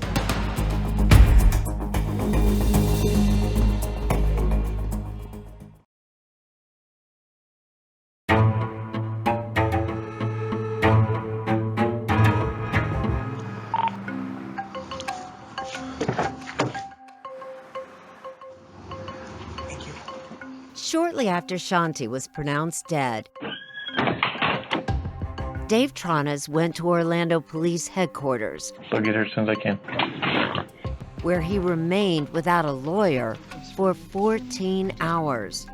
We gotta figure this out together, okay? Of course. He didn't attempt to conceal anything. Richard Zaleski is Dave's attorney. He gave the law enforcement access to everything that they needed, everything that they wanted, and he laid himself out there for examination by all. We want to say how sorry we are for your loss. At the start, detectives Teresa Sprague and Barb Sharp seem sympathetic. Take a minute, okay? I know this is super tough. They're very good at building rapport and have a tremendous amount of experience. If you have a suspect who's willing to talk, you just hit play and sit back and let them go on and on and on. And that's what Dave does. Dave sticks with his story.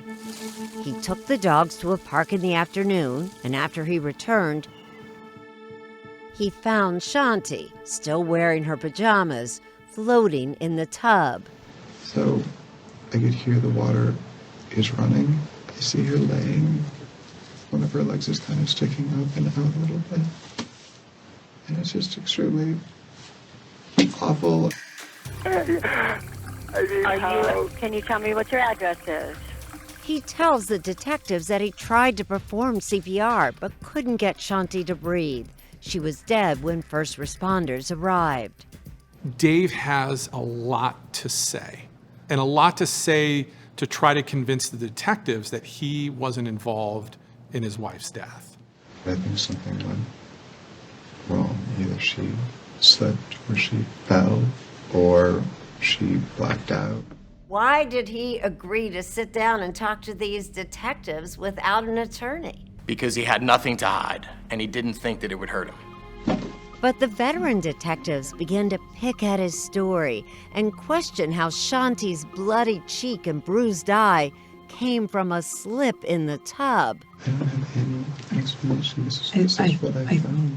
Somebody who slips and falls doesn't receive the amount of blunt force trauma to focused areas in the head. Detectives also had spotted blood on Shanti's bed and suspected that's where she had been killed. But Dave says the blood likely was from Shanti's period.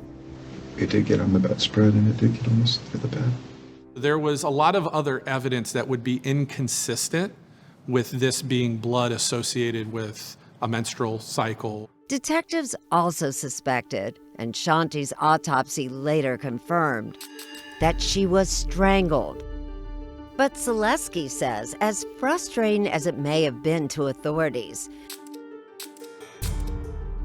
Dave can't explain Shanti's injuries, not because he's lying, but because he simply doesn't know. He took his best guess based upon what he come to find. He doesn't know what happened, is the point. The detectives press on for hours, taking turns and peppering Dave with tougher and tougher questions. Did you two argue? No, absolutely not. Did you fight? Absolutely not. Did you harm Shanti in any way? Absolutely not. Sharp and Sprague also question his timeline. Dave says that he called 911 about 5 minutes after he found Shanti. You've got to help us understand. But detectives insist that doesn't match what they found at the house. There's no splashing of water anywhere in the bathroom. The inside of the tub is dry, completely dry, and she's damp. She's not even wet. So you've got to help us. Can you do that? I've told you everything. They're drawing conclusions based upon observations, and they're moving forward based upon these assumptions. They try to zero in on a possible motive. Did she catch you with another woman? Did she have a boyfriend? Was she about the house? No. But given the sorry state of the house, detectives begin to wonder if that had something to do with Shanti's murder. I can't imagine how stressful it must have been. You know, not living in the home you want to live in, and it's taken 2+ years, 3 years. I'm sick to death about what happened, but nothing happened today because of there was no animosity between us whatsoever. And he says Shanti wasn't upset that her name wasn't on the trust that owned the house. So we had kind of talked about it and debated it, and we finally just said it doesn't really matter. Let's just move forward. Teresa and Barb are tenacious. They don't stop. They're well-versed in interrogation techniques. You know, we saw the good cop, bad cop. We saw manipulation. Barb Sharp even moves her hand to Dave's knee and adopts a more subtle tone. It will be okay. We can't help you until you help us. Before Teresa Sprague begins another attack. She treats you like a landscaper, like the pool boy. Probably because she's bringing in the money. As the hours tick by, what do you want your mom to think about you? They try anything they can to get him to confess. Are you religious? You want to pray? This almost became a game of psychological warfare in that interview room. Dave began the interview by saying how happy he had been with Shanti, but almost 8 hours into the interrogation, the detectives aren't buying it. You claim to love that woman? I would be under the table in a ball if I was in love with that woman and she was dead. I would be inconsolable. Do you think that he was penalized because he didn't act the way detectives wanted him to act? Oh, time and time again. You know, you fake cried for about 7 or 8 hours today. Not one tear came out of your eyes, not one. There's a lot of conclusions being drawn off of what they consider to be an odd affect of Mr. Tron's. And I think that that's a dangerous thing to do because we all react to stress differently. We all grieve differently. Dave even agrees to take a polygraph, but by then it was the middle of the night.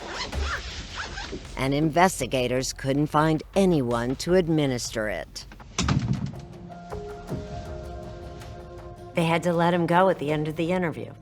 How did they feel about that? You always want to make the arrest right up front. You do. With Dave Tronis free, police would have to keep digging for clues. But even they were surprised by what they found. Is it fair to say that Dave Tronis was living a double life? At least 2 lives.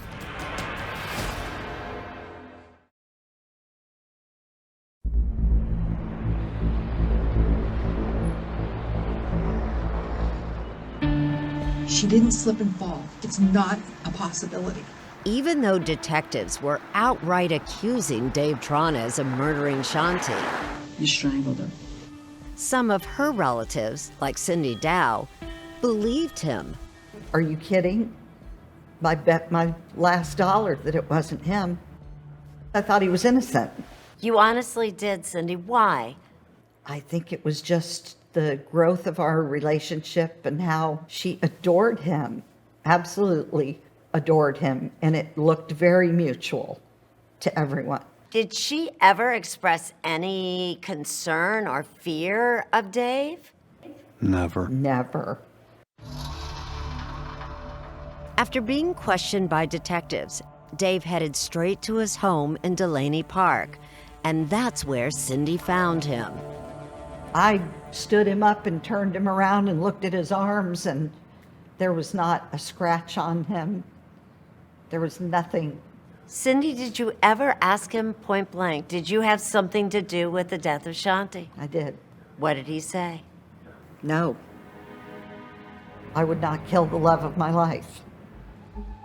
Defense attorney Richard Zaleski says the problem with this case is that detectives and prosecutors were convinced from the start that Dave Tronis was Shanti's killer. Zaleski says the bias of the investigators is clear from the police report. They've already suggested that they have it figured out, like bull in a china shop trying to just make this work at all costs because they've done nothing to develop other suspects. But Vecchio denies that. He says detectives checked out every possible suspect and got lucky when an important lead fell into their laps. A worker from Club Orlando called and shared that they knew of Dave Tronis because he was a patron at the club. What is Club Orlando? Club Orlando is a same-sex bathhouse. Did Dave have a membership at Club Orlando? Several memberships. Every 6 months, Dave renewed his membership. Detectives headed to the club to investigate and found a longtime club employee who, in this police-recorded interview, says he witnessed Dave having sex at the club. I was just walking through and I saw David, he was giving oral sex to this guy. From what everybody who knew Shanti has said, she would absolutely have not tolerated it, put up with it, endorse it. It just wouldn't have happened. There's a significant possibility that Shanti knew all about it. And why do you believe that? Because none of her family members seem to know anything about it, and her family members seem to indicate that if Shanti did know, she'd be upset. And I appreciate that, but what you tell your mom and dad about your sex life and what you do behind closed doors, you know, people are people, adults are adults, and life is messy. But Vecchio wonders if Shanti ultimately did discover Dave's duplicity on the night she was murdered. Had that revelation made Shanti threaten to turn off the money spigot once and for all? But she would be killed because of a house? Well, what would somebody do when they were about to lose the most important thing in their life? Because in April of 2018, the most important thing in Dave's life was that house.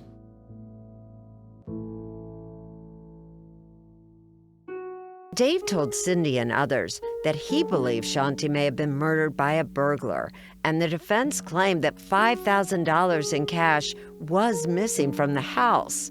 Also missing, Shanti's diamond engagement ring, valued at approximately $15,000. That was highly, highly suspicious. The detectives wanted to get to the bottom of it. Why couldn't it have been exactly as Dave said, that he leaves and someone breaks into the house, beats her, leaves her there, and Dave comes home? Why doesn't that fit?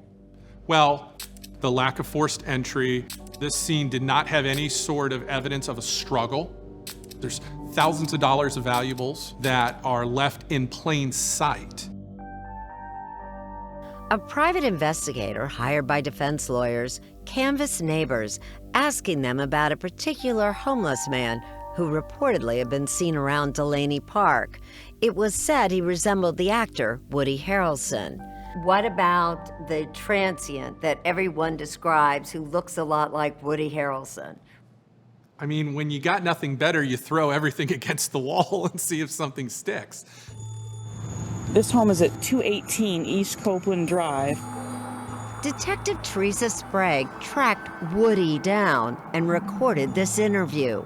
And you see there's a large blue dumpster in the driveway. Have you ever been there? No. Nothing placed Woody inside Dave and Shanti's home, but Vecchio says his interview shows police chased down every lead, including checking out her ex-husband. Shanti had had a bad divorce. This was not an easy end of the marriage.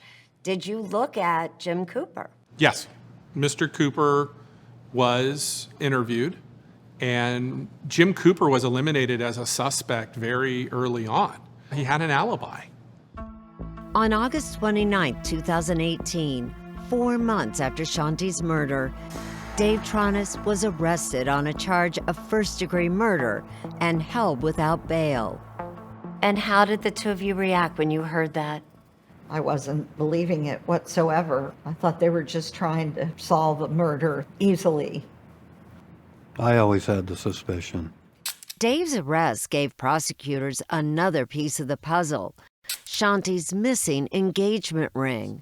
The ring is probably one of the most powerful and damning pieces of evidence in this case. As long as that expensive ring was missing, Dave Shaughnessy could argue that a burglar had murdered Shanti. But the day he was arrested, police found it among his possessions. We searched the room at his mother's house where he was living, and lo and behold, we found the rings in his suitcase in his bedroom. Still, Dave's arrest was not the end of the investigation. It led to a cascading series of new revelations that surprised even a veteran prosecutor like Ryan Vecchio. This was a case that had so many twists and turns, I would no longer make assumptions of anything. You don't learn this stuff in law school.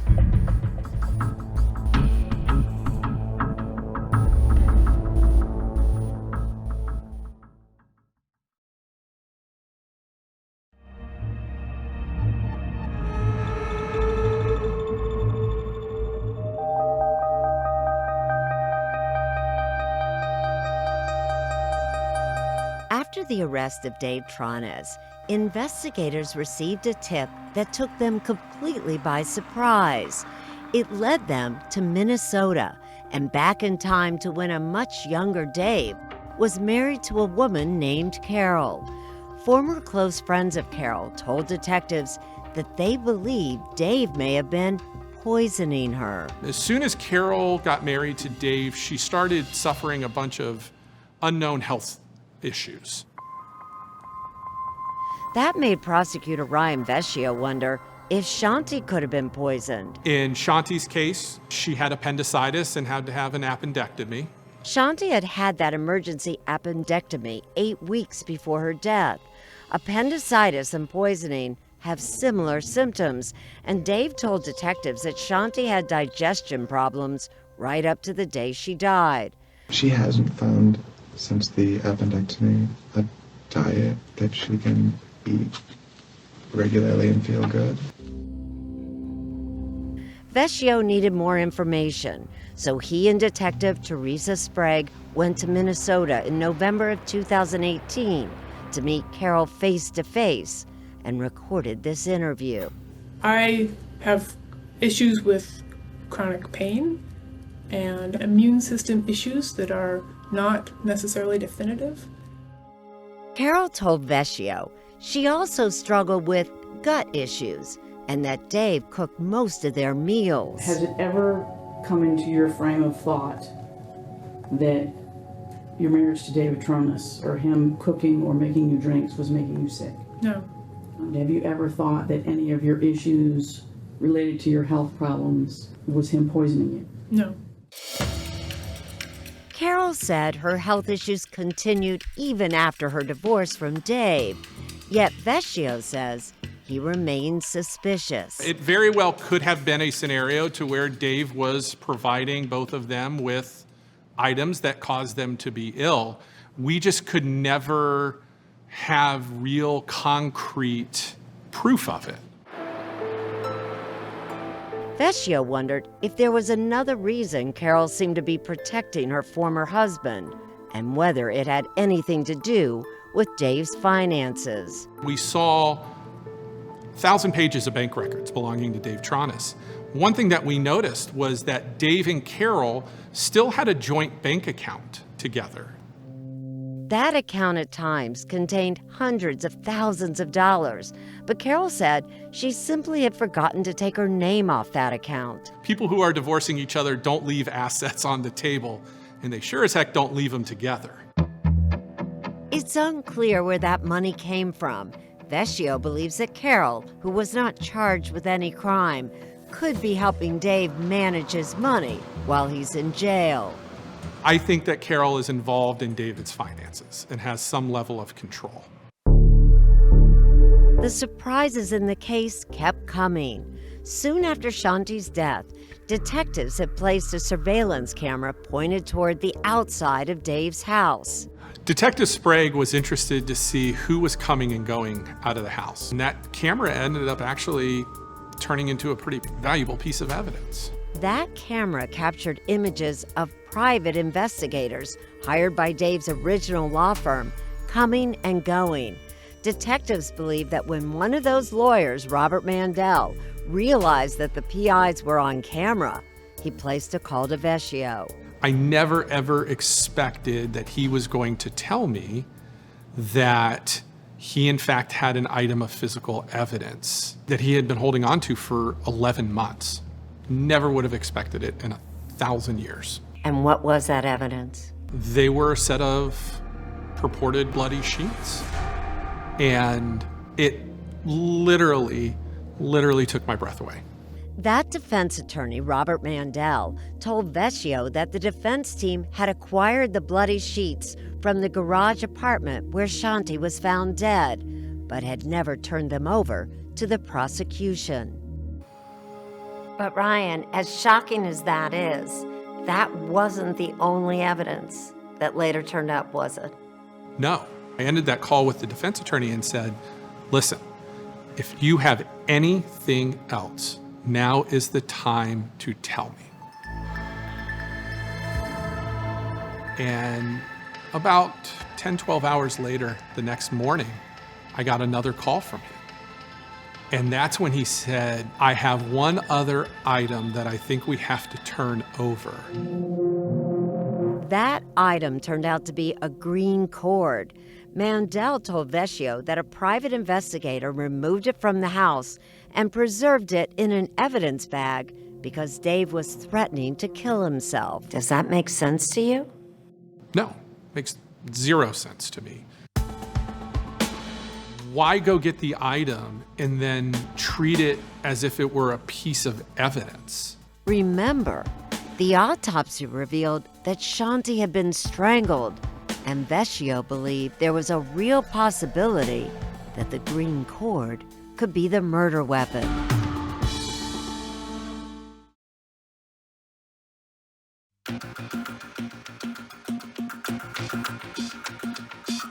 With the prosecution now in possession of that green cord, tests were conducted to see if indeed it was the murder weapon used to strangle Shanti. Is there any evidence to indicate that, in fact, that cord was used to kill Shanti? No, that cord did not have any DNA on it. But the cord wasn't picked up until weeks after Shanti's death, and authorities believe Dave had plenty of time to clean it. Investigators had spent months examining all the evidence, leading Vecchio to craft his own theory about when Shanti was killed. We found one single earring was placed on the nightstand. The other earring was in Shanti's ear. And what does that say to you? That tells me that Shanti was most likely sitting on the side of her bed, preparing for bed, taking those earrings out, and that's when the attack happened. The sheets and bed frame did have Shanti's blood on them, and Shanti didn't use her phone after 11:30 p.m. The scene was consistent with this attack happening somewhere in the midnight to 2, 3 a.m. time period. But David called 911 late in the afternoon saying he had just found Shanti floating in the tub. Zaleski says investigators are jumping to unfair conclusions. A few hours of time off the grid doesn't allow them to shift the timeline. Prosecutors continued to build their case even as Dave sat behind bars, listening to anyone who had information about Shanti's death, no matter how surprising the source. I met David Charnas in 3 Whiskey.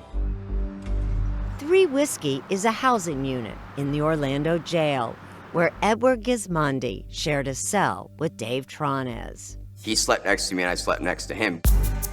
After getting out of jail, Gismondi met with Vecchio and Sprague. He says that he and Dave began talking and bonded over a shared interest in obscure hallucinogenics, including Sapo, a poison derived from a South American frog. He said that you could use sapo to put in people's salsa and kill them quietly. Killer's salsa might sound ridiculous, but not so far-fetched when you consider that authorities suspected that David poisoned both his wives. Gismondi supplied even more information that, if true, was truly damning. He says Dave admitted that he and Shanti had a fight before she died. He just said there was an app on his phone that there was messages on that she had found, apparently, that suggested he was having sex with men. And she was going to show everybody. And what did Dave say he did? He snapped. He said he freaked out. And did what? He didn't specifically say that what he did, but that he had killed his wife. Investigators were unable to corroborate Gismondi's story about the app. We didn't have any purchase records of apps, and we did not see it on Dave's phone. I've read your statement, and at no point do I see anywhere where you had told them that David actually said, "I killed my wife." But sitting here now, you said, Dave told you, "I killed my wife." Yes, ma'am. In jail, he said, "I killed my wife." Word for word is what he told me. But why wouldn't you tell the state's attorney's office that? I did. I told him that he had snapped. That's the word that I used. I don't remember if she had asked me, did he admit to murdering her? Like, word for word like that? One of the few things both the prosecution and the defense do agree on is that neither is sure they can believe Gismondi. He pled guilty to one count of lewd or lascivious behavior and is now a registered sex offender and still on probation. This individual certainly has credibility issues. Zaleski took over Dave's defense in early 2020 after the original attorneys withdrew from the case. Raising doubt isn't going to be difficult here. But Shanti's family has no doubt about what should happen to Dave. He has to be found guilty. He is guilty. Cindy Dow, who once found Dave so charming, feels very differently about him now. He should be sentenced to death. I want him to remember when he looks at me. I want him to remember every lie. Every lie.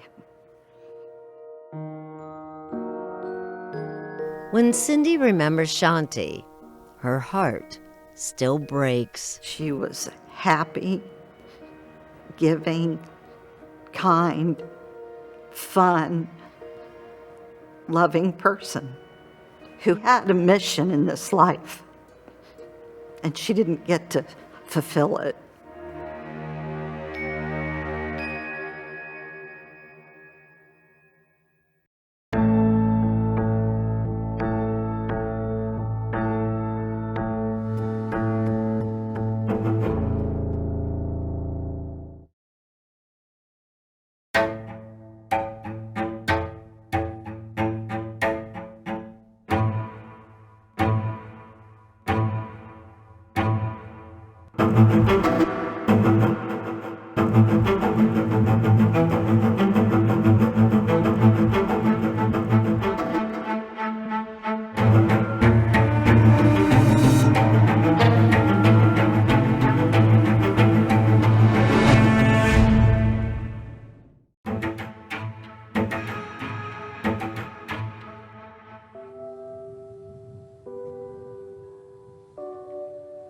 In a fraction of a second, it changed my life.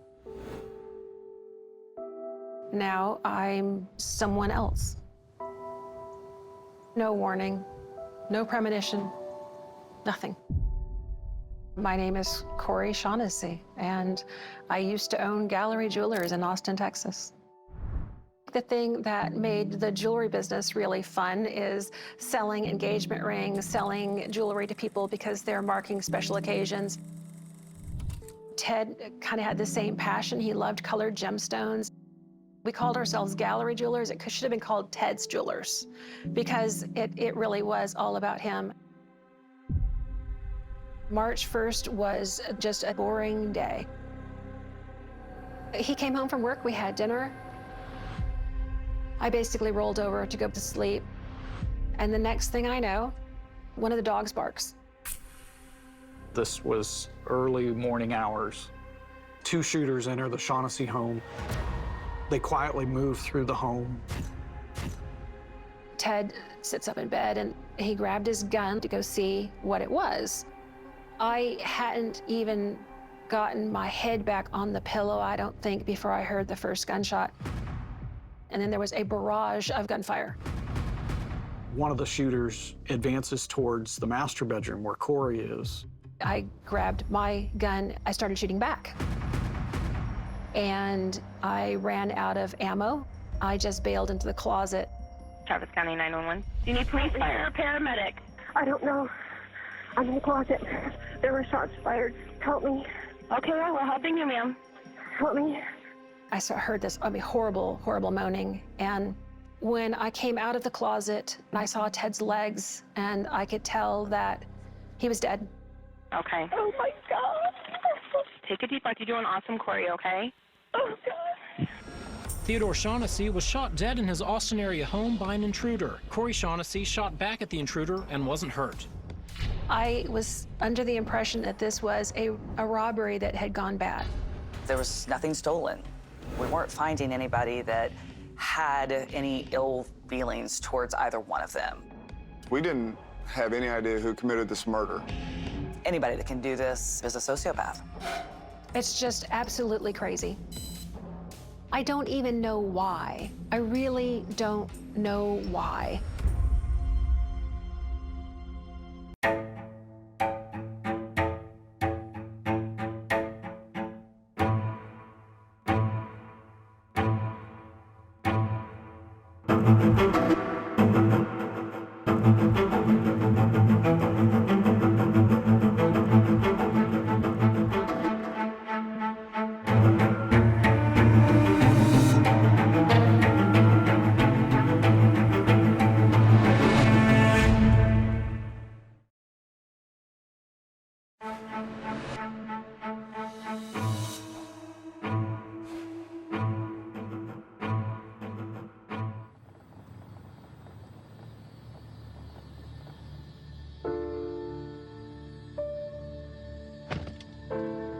When Travis County Sheriff's detectives Paul Salo and James Moore arrived to investigate a shooting at Ted and Corey Shaughnessy's Austin, Texas home early on March 2nd, 2018, they first thought it might be a robbery gone wrong.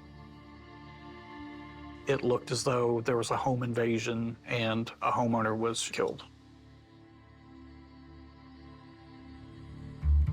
Inside the sprawling suburban home, it looked like a battlefield.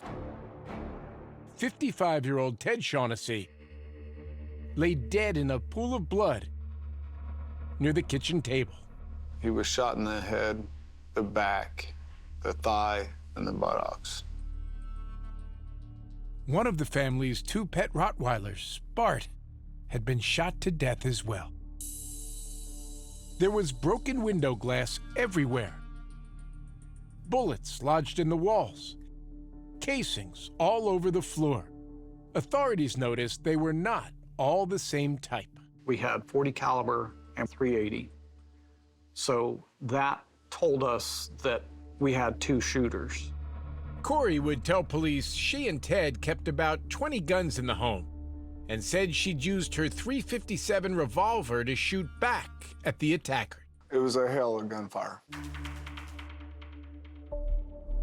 Investigators had noticed a single wide-open ground floor window around the side of the house and wondered if the intruders had used it to get in. Somebody took the screen off, set it next to the window outside. That open window led into an unoccupied bedroom, and there, inside a drawer, police found what seemed like an unlikely coincidence. There's a .40 caliber gun box in that drawer. It's missing out of the box. Well, hang on. .40 caliber is one of the caliber that you were just describing. Yes. It meant that Shaughnessy's empty gun box could have held a pistol that one of the intruders used and had ejected bullet casings near the victim. That information gets past me while I'm outside. Outside, near Detective Moore, first responders were looking after Corey Shaughnessy. Corey's hysterical. Corey would tell police she had not seen the attackers' faces, but she did have a hunch about why they'd come. Being a jeweler, you might someday be a target. When you hear they own a jewelry store, what does that prompt in your minds? Automatically a motive. Someone figuring there was some safe with a bunch of jewelry. Absolutely. Yes, that's right. Corey broke the news by phone to the Shaughnessy son, Nick, then 19, who lived 2 hours away with his girlfriend, Jackie, in College Station, Texas. They immediately drove to Austin, arriving about 8 a.m. Nick comes over, and he's emotional. He asks me what happened. Nick, Jackie, and Corey all agreed to help the investigation in any way possible. Corey allowed police to search her phone, and though Nick said he hadn't been in Austin for about a month, he and Jackie did the same. All three also agreed to answer questions at the station. I'm trying to think of anything that could be helpful. Our goal was to just try to get as much information as possible. I didn't hear anything until the dog started barking. But Corey says the more police questioned her in the coming days, the more a traumatic situation went from bad to worse. I'm trying to think of anything I can to help. She says they were not treating her like a victim. I was extremely angry at the sheriff's department. Investigators still weren't sure if the murder was part of a random attack, a jewel heist gone bad, or whether it was a targeted assassination. They weren't finding any relevant unidentified prints at the scene, so they had to wonder if their sole surviving victim, Corey Shaughnessy, was actually a suspect. She's the only person in the house, and we have her husband who has been shot to death. We know that she owns firearms, so it's obviously an option for us. They called her in for a series of interviews. For the last one, she brought a lawyer who is seated on the left. Even though I didn't know Ted, it's not right somebody killed him. No, it's not. And I want to find them. Me too. You got a distraught wife, you got a dead husband. You have to ask about the marriage, don't you? Yes. Ted was the people person. He was the front part of the story. Investigators learned Corey and Ted had met in the early 80s at a video arcade in Phoenix. They'd quickly discovered they had a lot in common, including a love of jewelry and eventually of each other. They married and opened Gallery Jewelers. Everything seemed to be just about perfect. As the jewelry business grew, Ted and Corey had decided to grow their family too. In 2000, they adopted Nick at 16 months old from an orphanage in Ukraine. It was just instant love. It was. Yeah, instant. Corey says they all bonded even before bringing him home. There were animal crackers involved. Skillful distribution of animal crackers? Yes. And by the time we left, we were a family. She says Ted had a knack for helping people express their love with a sparkle. Everybody loved Ted. Didn't have any enemies. By the time of the murder, the Shaughnessy's were worth millions. But maybe even more valuable to them, they counted some of their customers as close friends. We were very happy. For Corey, being a parent was worth its weight in gold. Nicholas had everything a kid could want. Yes. What was he into? He liked animals and he loved cars. Especially fast ones. His father drove race cars for fun and often took him to the track. He loved putting on Ted's helmet and his racing gloves and all of those things. In high school, she says, her son found another love. Her name was Jackie Edison. After her parents' divorce, Jackie had moved from New Jersey to Austin to live with her father. Nick brought her to meet his parents in 2016. It was an awkward dinner. But Corey says Jackie eventually won them over, and before long, she was spending so much time in the Shaughnessy's house, they actually let her move in. Did you settle into a serious girlfriend seems to be part of Nick's life, and she's okay? I did. She was all right. In August of 2017, Nick and Jackie moved out to start a new life in College Station. She in school, he as a day trader with his parents' financial backing. Ted and Corey would have less than a year to enjoy their empty nest before that horrible night in March. Police stayed on the scene for hours trying to process all the evidence. I was actually on call when the murder occurred. Amy Meredith was an assistant district attorney and says police asked her to come help them process and preserve the scene, an unusual request. She arrived around 11 a.m. and after looking around, began to believe as they did that Ted Shaughnessy probably knew whoever had attacked him. This was not a stranger. This was not a stranger killing. Meredith was sure the home was just too big and too dark for a pair of random robbers or jewel thief wannabes to find their way around. Maybe, even more importantly, there was nothing stolen. Nothing from that safe. No valuables missing from the rest of the house. So everything for you pointed to inside job. Yes, without a doubt.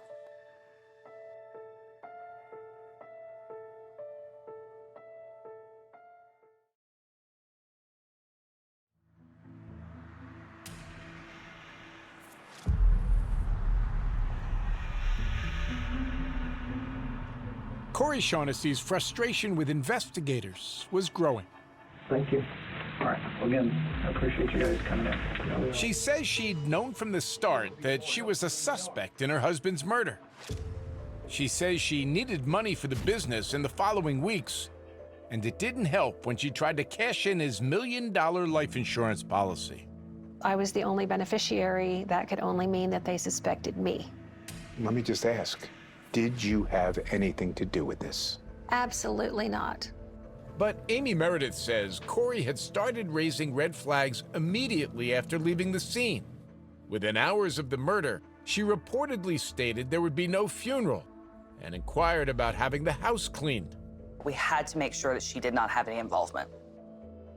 But Corey wasn't the only member of Ted's family who was raising suspicion. The Shaughnessy son, Nick, had been more than 100 miles away at the time of the murder. At the scene that morning, he'd been emotional. But what struck Detective Salo was one of Nick's first questions. I tell him it looks like somebody came into the home and shot your dad to death. And how did he absorb that news? He asked me, did he suffer? Was that an odd question? It definitely struck me as odd, yes.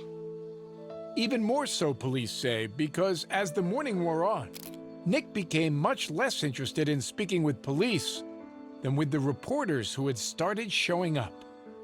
Nick and Jackie continuously tried to talk to the media. We asked him to stop and to stay in the scene. And then Nick did something really odd, says Detective Moore. He walked directly over to examine that ground floor wide open side window.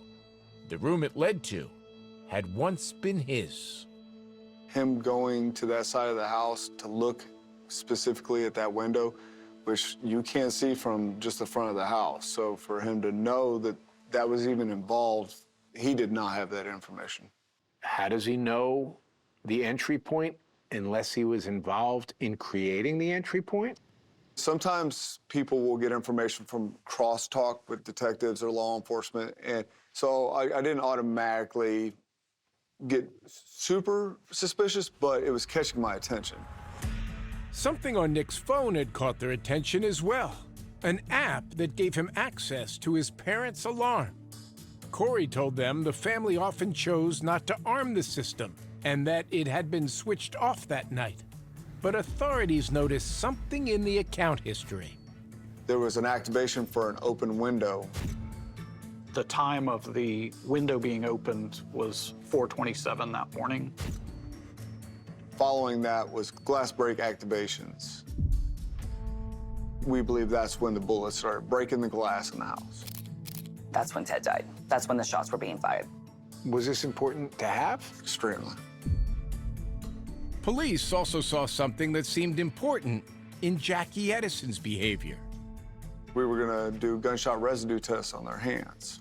We then separated them, and at that time, Jackie broke down hysterically. And what'd you make of it? That was a major red flag for me. We knew there was something more to this at that point. A woman officer put your mom on the phone, and then your mom told you what happened? Yeah. She's like, somebody came in the house. There was an exchange of gunfire. I believe she fired a shot, and then she ran to the closet. In questioning later that day, Nick and Jackie reminded police they'd been at their home in College Station when the shooting happened. We both moved to College Station, and he just works from home. A few days later, investigators got a search warrant. Once we get in the apartment, we're going through it. We're finding ammunition. Though common among gun owners, the ammunition was the same brand and caliber that was found at the crime scene. And investigators were about to find proof the couple was keeping secrets. We find a marriage certificate for Nick and Jacqueline. You discovered that Nick and Jackie were married by searching Nick's apartment? Yeah. In all of the conversation you were having, they never said that they were married? No. A teenage friend of Nick's named Spencer Patterson,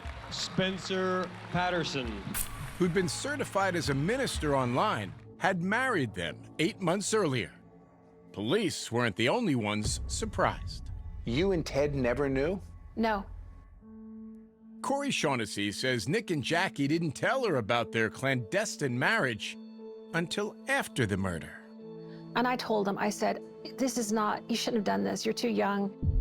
Trying to be a good mom, she says she promised to help them plan a proper wedding. I said, you need to do it the right way. Corey had ample opportunity to make sure it happened, because over the next few days, Nick and Jackie moved back into her house. We were planning the engagement party. We had the guest list. Jackie was picking out invitations. That's especially chilling because while police initially had looked at all three for the murder, they now suspected just two, and that Nick and Jackie had also targeted Corey. But it was still only a working theory. You can't say anything to Corey. No. That's a hard line to walk. If you have two people who planned her killing, now living with her, are you worried about Corey's safety? Of course. Of course. But Corey Shaughnessy says what worried her was the possibility authorities were trying to frame her son, who by now was working in his father's place at the jewelry store. There is a set of circumstances that the police are trying to make work in the easiest way that they can. On March 10th, 2018, she hired her son the best defense attorney she could find. You could have told me aliens landed on the front yard, and I would have believed that before I would have believed that Nicholas and Jackie planned to have us killed.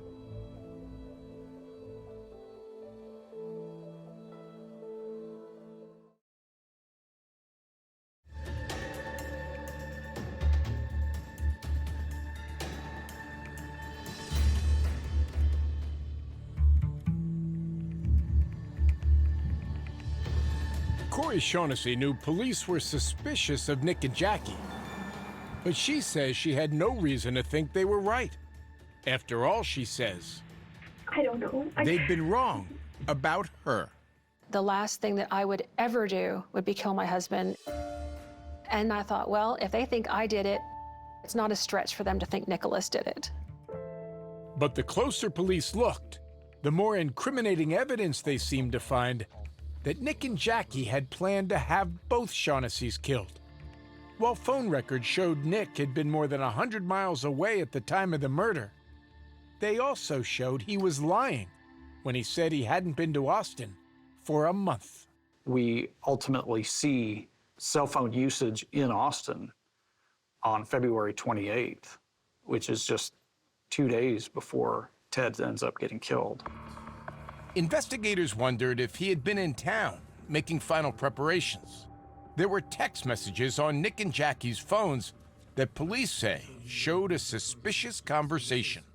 How important was the text message that he sent out February 23, 24? Nick is saying he's working on it. And Jackie's response to the text message was, do they want $50K or not? And she says, we can't afford to pay half before. In another exchange, Nick asks her to withdraw money from her account. Quote, so if it happens, cash in hand. They do make this withdrawal. Jackie withdrew $1,000 from the bank just days before the murder. Authorities suspected it was no coincidence. Then, in May of 2018, they talked to the man who had officiated Nick and Jackie's wedding. That high school friend, Spencer Patterson. Trying to get a hold of Spencer was kind of difficult. At first, investigators believed Patterson might be a suspect. But when they finally reached him, he proved to be a critical witness instead. He told them just before the murder, Nick had talked about coming into $8 million with Ted and Corey gone. Nick had put a dollar sign on the lives of his parents. Yes. That's chilling. No, it is. Patterson showed them text messages that were even more chilling. There was also communication between Spencer and Nicholas, where Nicholas was trying to hire him to kill a family. Just walk in and shoot a family, writes Nick. Steal all their no mask needed, because they'll all be dead. Spencer didn't want to go along with it, but Nick still pitched the idea. Police cleared Patterson, and on May 29, 2018, they arrested Nick Shaughnessy and Jackie Edison for criminal solicitation. Corey couldn't believe it. I'm still under the assumption that he's being wrongly accused. For months, Corey had stood by Nick, but she told us when she read the arrest affidavits and saw the evidence, her rock-solid belief in his innocence began to crumble. I got to where I understood that, yes, they were involved in some way. But as a mother, she says she still couldn't convince herself they deliberately tried to kill anyone. I was then hoping that they had maybe gotten caught up in something in College Station where maybe Nicholas owed someone money, or maybe there was some sort of a strange drug thing, or maybe he told the wrong person that we were jewelers. Confident Nick and Jackie were behind the attack, police hope some time in jail might make them come clean about who had actually pulled the trigger.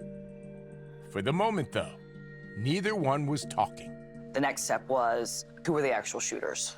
And how do we figure this out? The evidence trail had essentially run cold. So we kind of hit a stall point.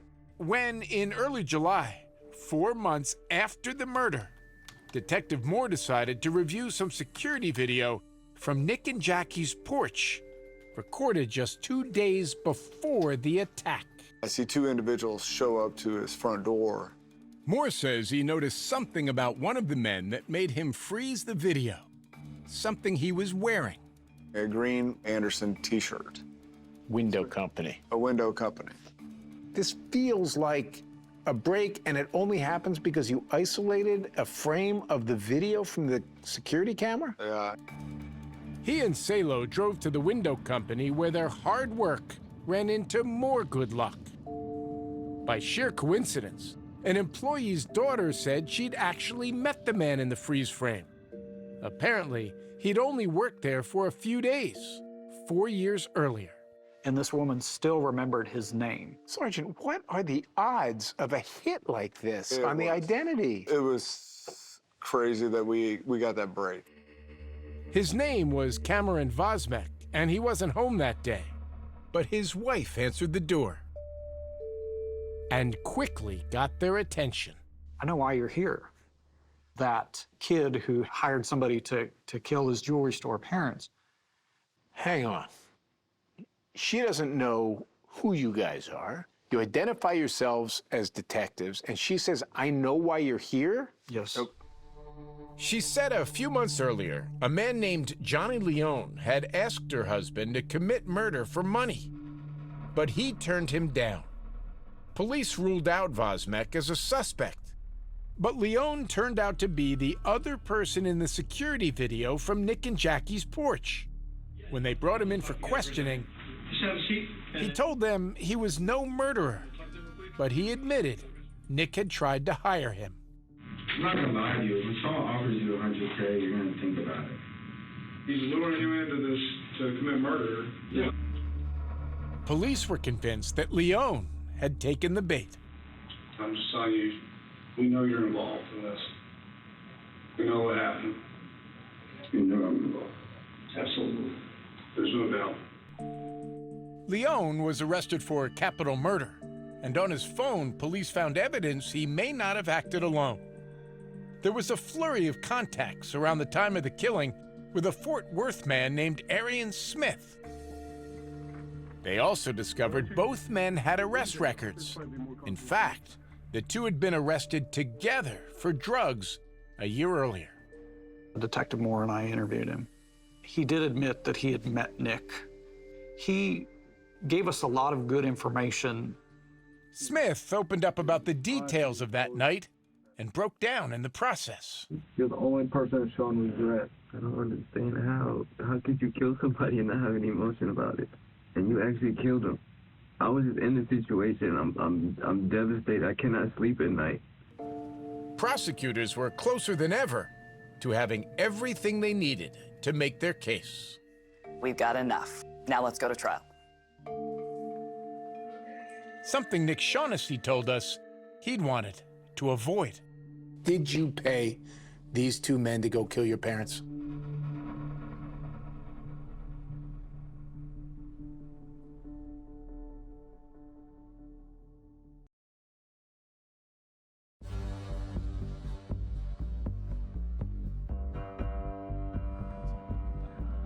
After police arrested the last of their 4 suspects, Arian Smith, Detective Salo says Smith told them he wasn't just there for Ted's murder.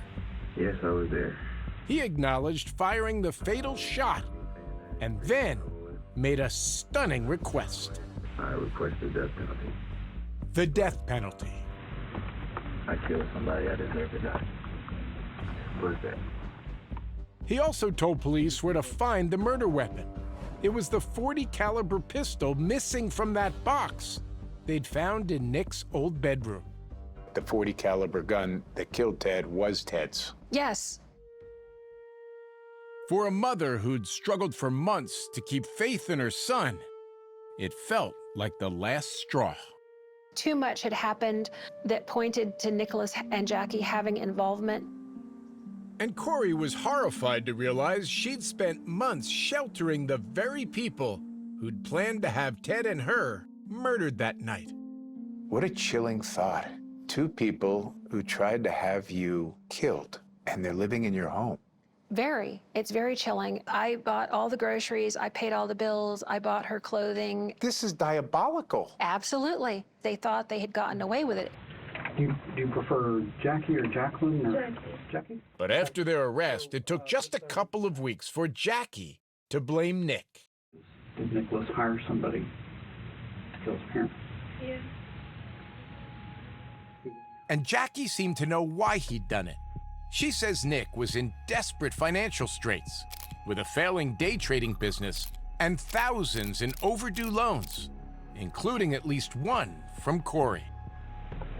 I think his mom gave him $30,000, and she expected money in return, but he wasn't paying her.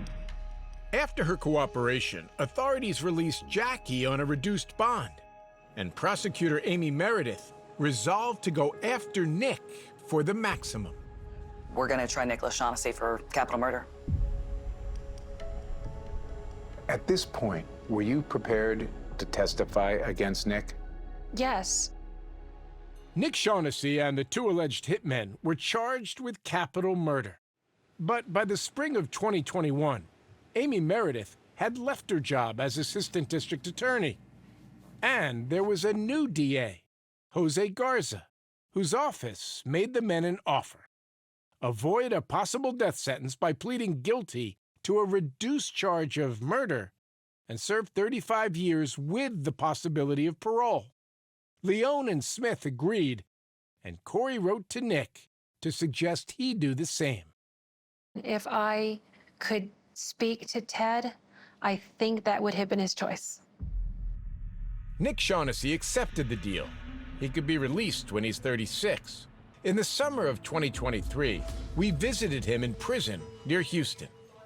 Did you hire people to go kill your parents? Yes, Jackie and I participated in multiple aspects to Never mind kill my participated in multiple aspects. Did you pay these two men to go kill your parents? Yes. Nick told us he's sorry for all of it. I know that I'm here because of those actions. Nick, at the end of the day, are you sorry for what you did, or are you sorry that you got caught? I'm most truly, passionately sorry for what I did. And Nick told us he never would have done it if not for Jackie. It was a very toxic relationship. Although he stood to inherit his parents' money eventually, he told us he wasn't prepared to wait. Were you at all thinking, what am I doing? Of course. It was always in the back of my head, like red flags, like stop, don't The go. back of your head. Yeah. Why not the front of your head? I guess the validation or approval from Jackie. It is hard to know how much Jackie Edison should be blamed or what punishment she deserves. And jurors won't get to decide. She too got a deal from the office of the new DA for pleading guilty to conspiracy to commit capital murder by terror threat or other felony. A jail sentence of 120 days and 10 years probation. It's astounding. It's absolutely astounding. She began serving her time in June of 2023. It is an outright dismissal of everything that I went through as a victim, and it's a dismissal of Ted's life. 3 are doing 35 years.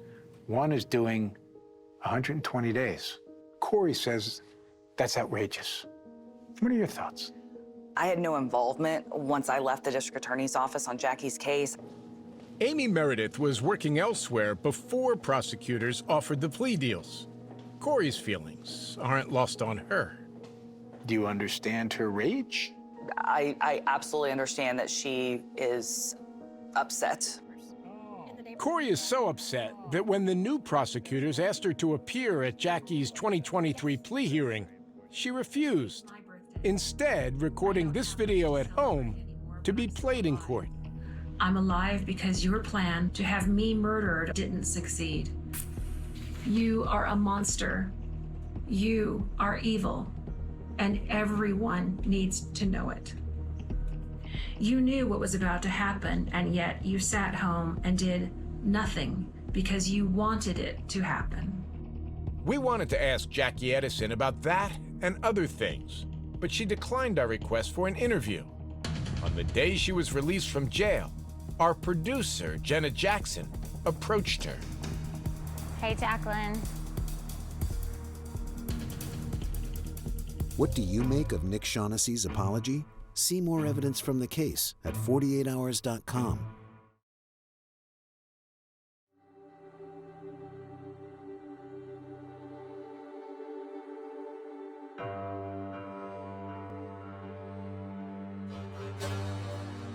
Corey and Nick Shaughnessy haven't spoken directly since his 2018 arrest. When you look in the mirror, do you see evil? My mom stated that, me being evil. I don't see evil in me. And these days, it's safe to say they don't see eye to eye.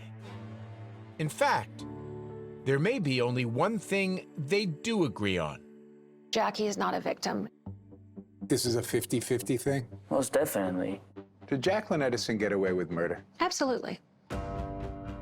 On October 17th, 2023, Jackie Edison walked out of an Austin area jail after serving her 4-month sentence.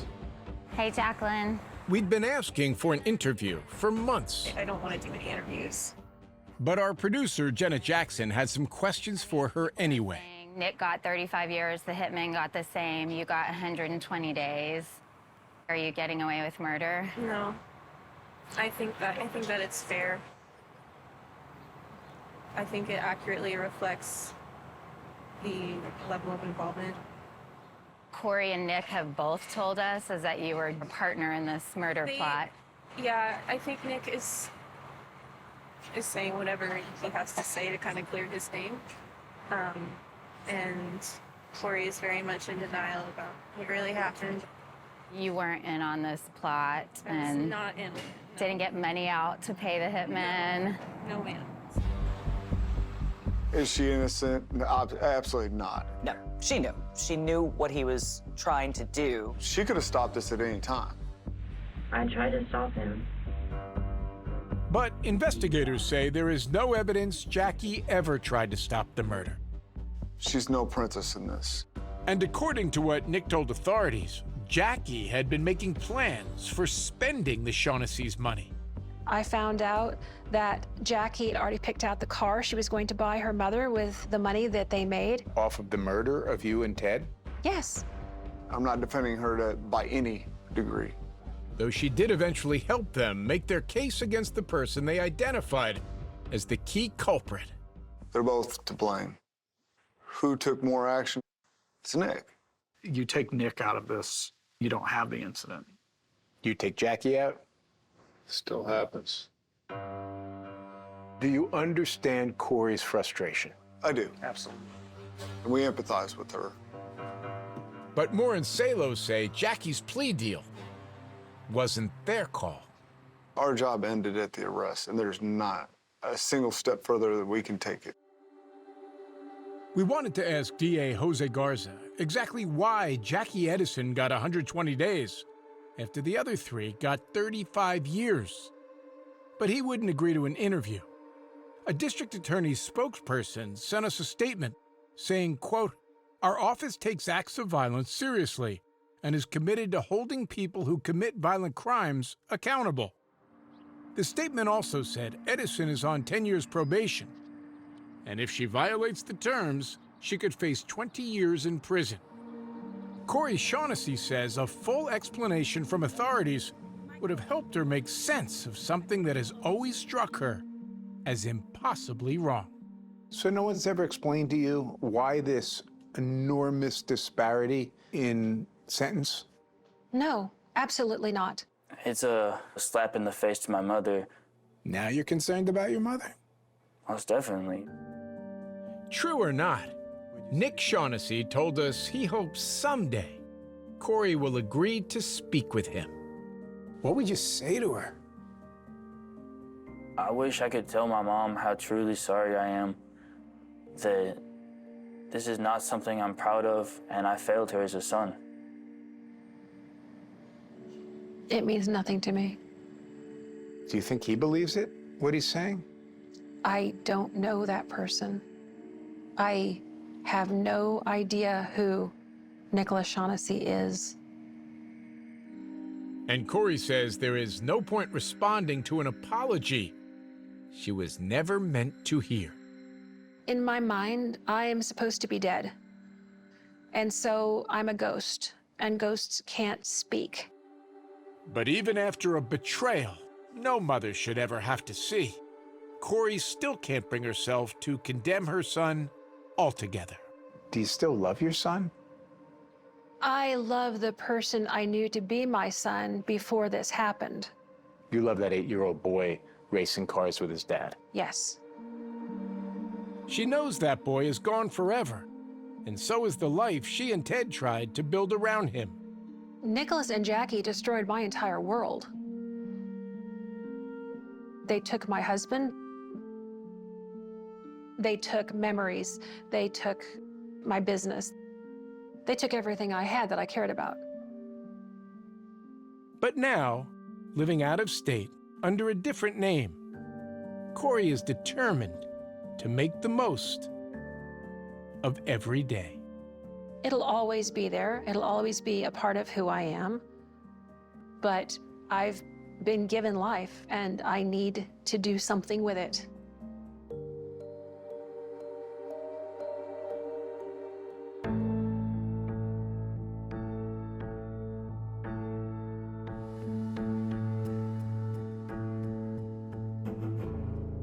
As a kid growing up in Chicago, there was one horror movie I was too scared to watch. It was called Candyman. But did you know that the movie Candyman was partly inspired by an actual murder? Listen to Candyman, the true story behind the bathroom mirror murder, wherever you get your podcasts.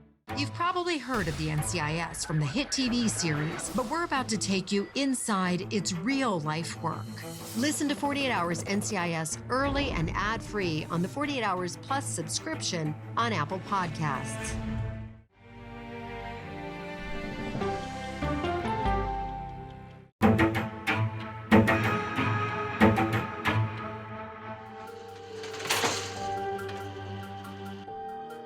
You have a prepaid call from Lyle Menendez.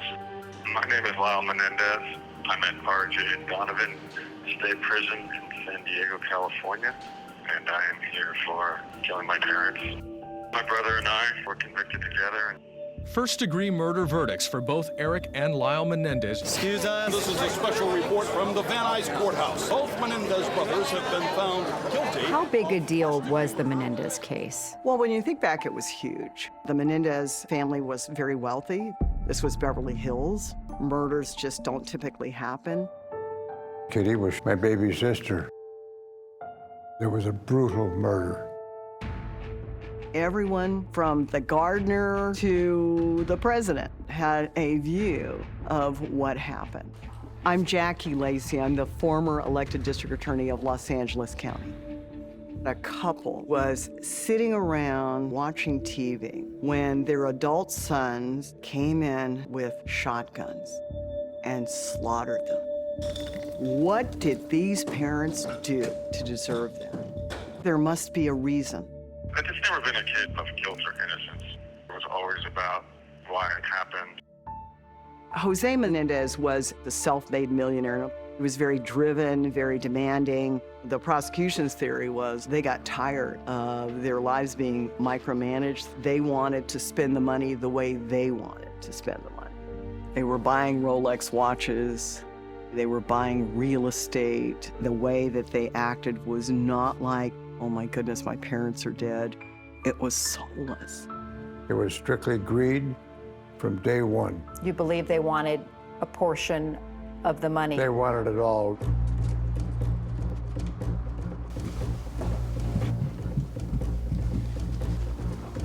My name is Cliff Gardner. I represent Eric and Lyle Menendez. It's not a complex case. It's a simple case. They were abused their whole life. My dad had been molesting me. He raped me. Did you ask him not to?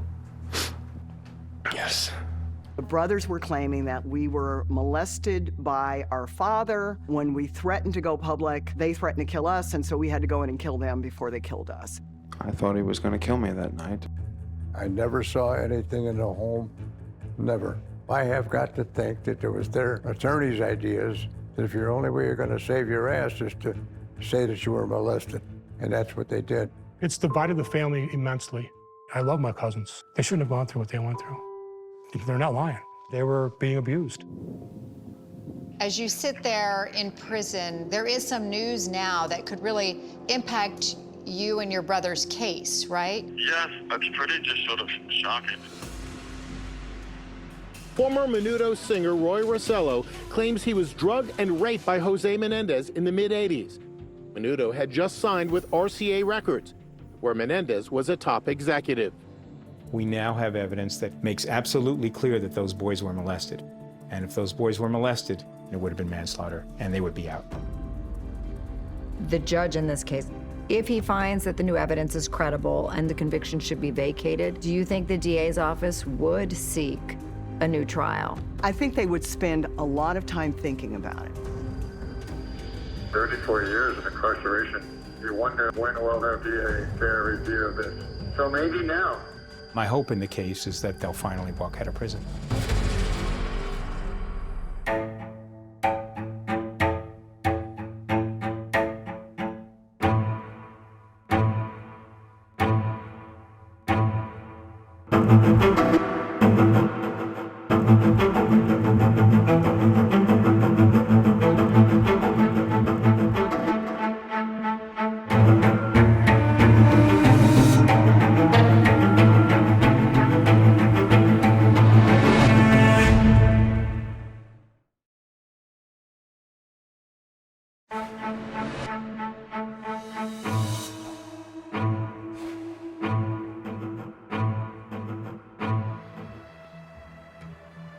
Lyle and Eric Menendez have been behind bars in California for more than 3 decades for the 1989 killing of their parents, Jose and Kitty Menendez.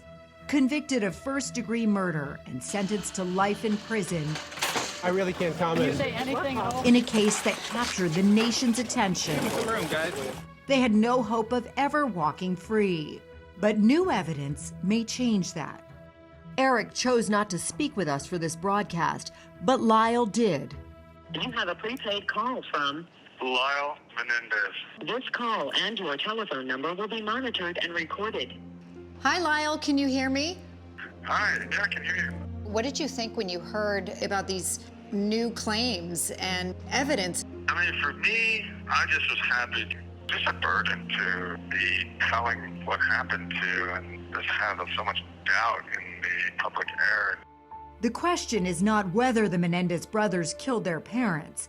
They admit that they did. Instead, the focus of the case has long been why they did it.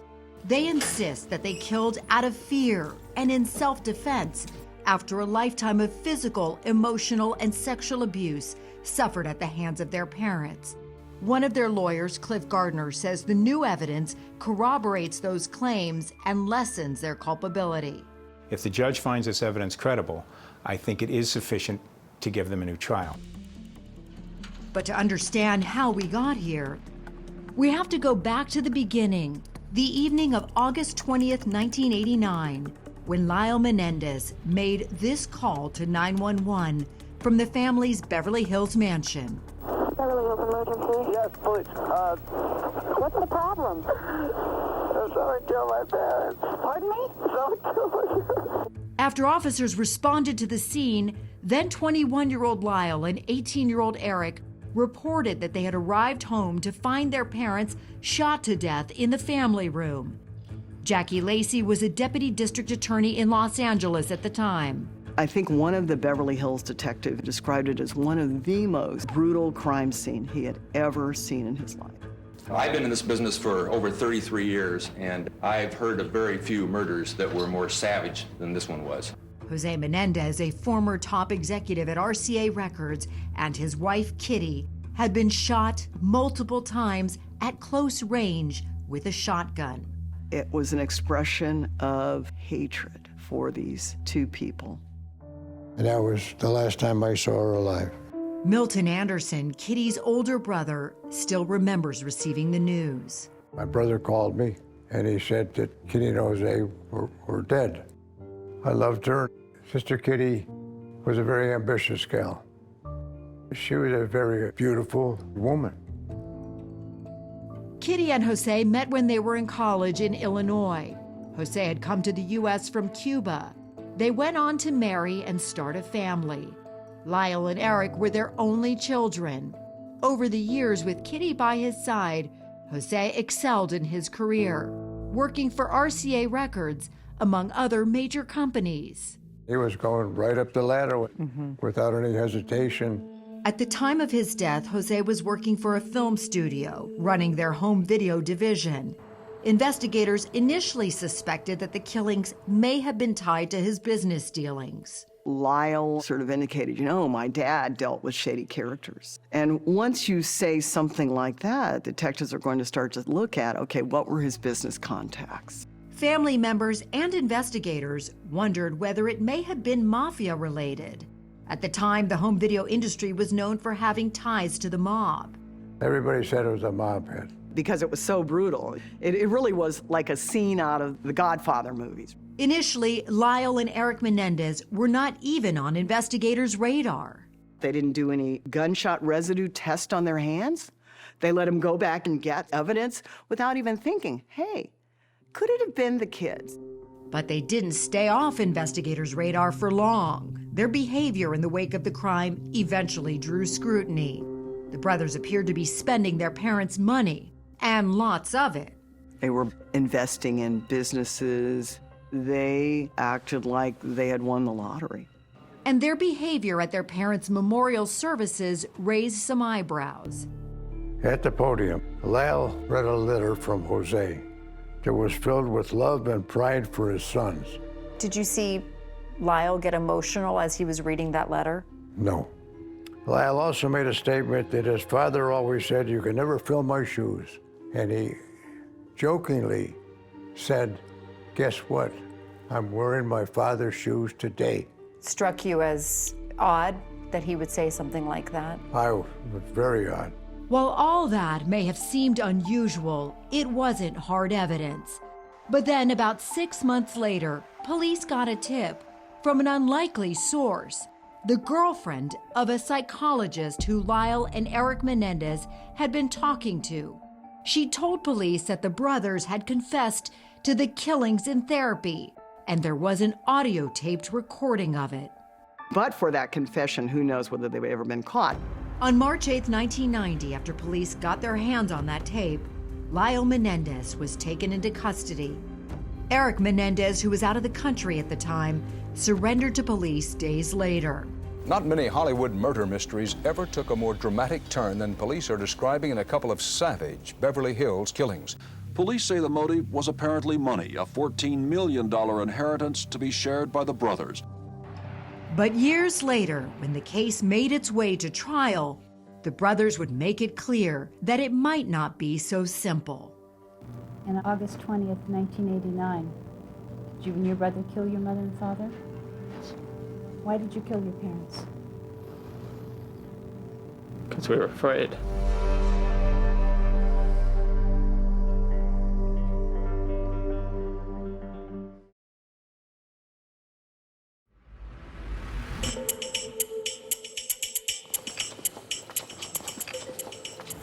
In the summer of 1993, nearly 4 years after Jose and Kitty Menendez were gunned down in their home, their sons Lyle and Eric Menendez went on trial. They faced the death penalty. Good afternoon. The only question in this case is, why did these killings occur? Why they were killed is what the focus of all of our evidence will be on. What the defense was arguing was that since this was a self-defense case, the brothers were deserving of a lesser charge and punishment. The defense attorneys who tried the case didn't respond to our request for an interview. Cliff Gardner represents Lyle and Eric Menendez today. They had the defense of imperfect self-defense. Imperfect self-defense, meaning the brothers honestly believed that they had to take action to save their lives, even though it might not seem rational. And if it's honest but unreasonable, you are culpable of manslaughter, not of murder. Both brothers took the stand. Lyle Menendez spoke of sexual abuse at the hands of his mother and father. He said his father began sexually abusing him when he was only 6 years old. He would fondle me, and he would ask me to do the same with him. Over time, he said, it became worse. He raped me. But while Lyle said his father stopped sexually abusing him when he was 8, Eric said it never ended for him, and that he finally confided in his older brother days before the crime at age 18. I didn't know what to do at the time, so I figured I'd tell Lyle and maybe he could help me. He started telling me that one of the reasons he had never told me before was because my dad had always threatened his life. The brothers testified that Lyle soon confronted their parents, and that their mother indicated she knew about the abuse all along. In anger, Lyle said he directed a threat at his father. I told him that I would tell everybody. Then he said, "We all make choices in life, son. Eric made his, you've made yours." What did you think was going to happen? I thought we were in danger. I thought he felt he had no choice. But to what? That he would kill us. The brothers testified that they got into another argument with their parents on the night of the crime, and that they believed their parents were about to kill them to keep the family secret from coming out. So they said they grabbed shotguns that they had bought 2 days earlier for protection, went into the family room, and started shooting their parents, at one point even stopping to reload. And what did you do after you reloaded?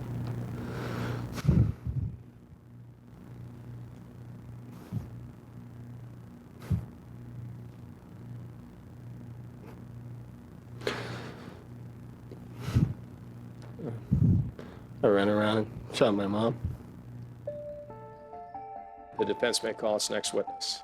To bolster their claims of abuse, the defense called to the stand numerous relatives, friends, and acquaintances of the family who described incidents of physical and emotional abuse that they said they observed. Alan Anderson, Lyle and Eric's cousin, was one of those witnesses. Growing up, Alan would spend summers at the Menendez home. He had a lot to say about Jose. Hitting the kids with the belt. Never had a problem with that. And Kitty. She wouldn't get up to console the children, nothing.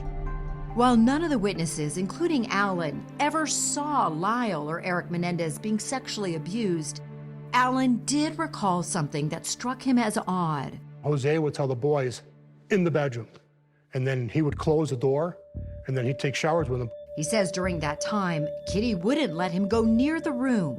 So I was not allowed, while the boys were alone with Jose, with the door closed, in the master bedroom, to go down the hall to probably not hear whatever I may hear.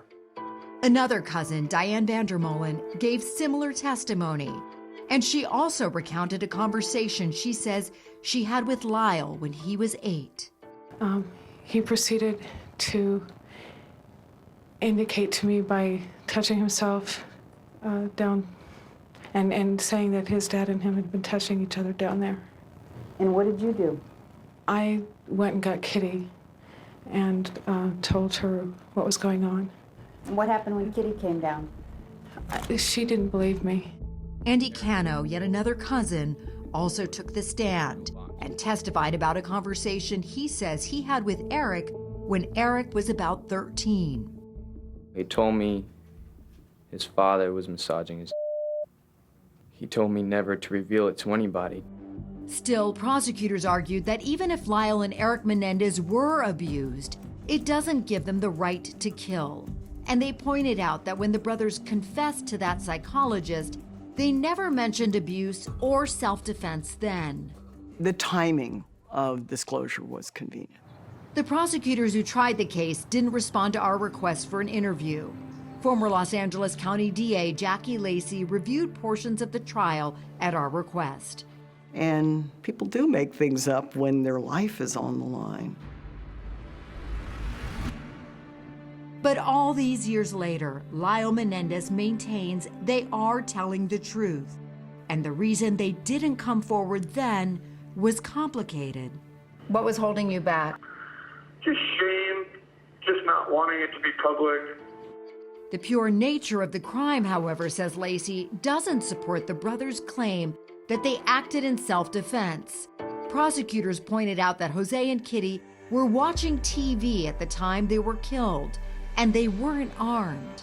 In order to get close enough to blow somebody away, you would have been able to see that they didn't have weapons.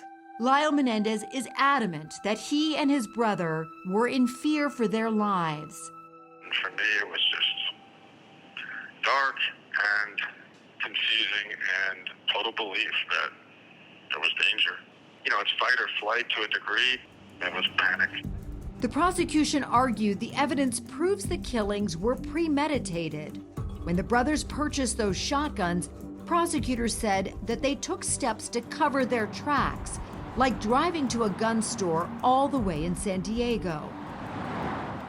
San Diego's not a round-the-corner drive. Last time I checked, it was 2 hours sometimes. After they killed their parents, they went around and picked up the expended shotgun shell casings so that their fingerprints wouldn't be discovered on those shells. There was a lot of thought and a lot of deliberation that went into it. They also got rid of the shotguns, made that 911 call. Who is the person that was shot? My mom and my dad. And misled the initial investigators. Prosecutors pointed to money as the motive. They said Jose Menendez told his sons he had removed them from his will, and based on their investigation, they suggested that after the crime, Lyle Menendez attempted to destroy a will on the family computer. Lyle denies doing that and insists money had nothing to do with what happened. If there was a new will, it was never found. We never had any financial problems with my parents. Although the brothers were tried together, there were two separate juries deciding their fate.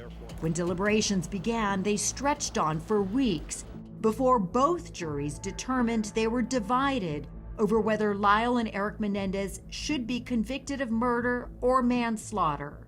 Therefore, I find that the jury is hopelessly deadlocked. A mistrial was declared. It was just a devastating result. I needed it to be over, one way or the other. But it was far from over. Prosecutors would try the case again. They needed a win. The heat was on.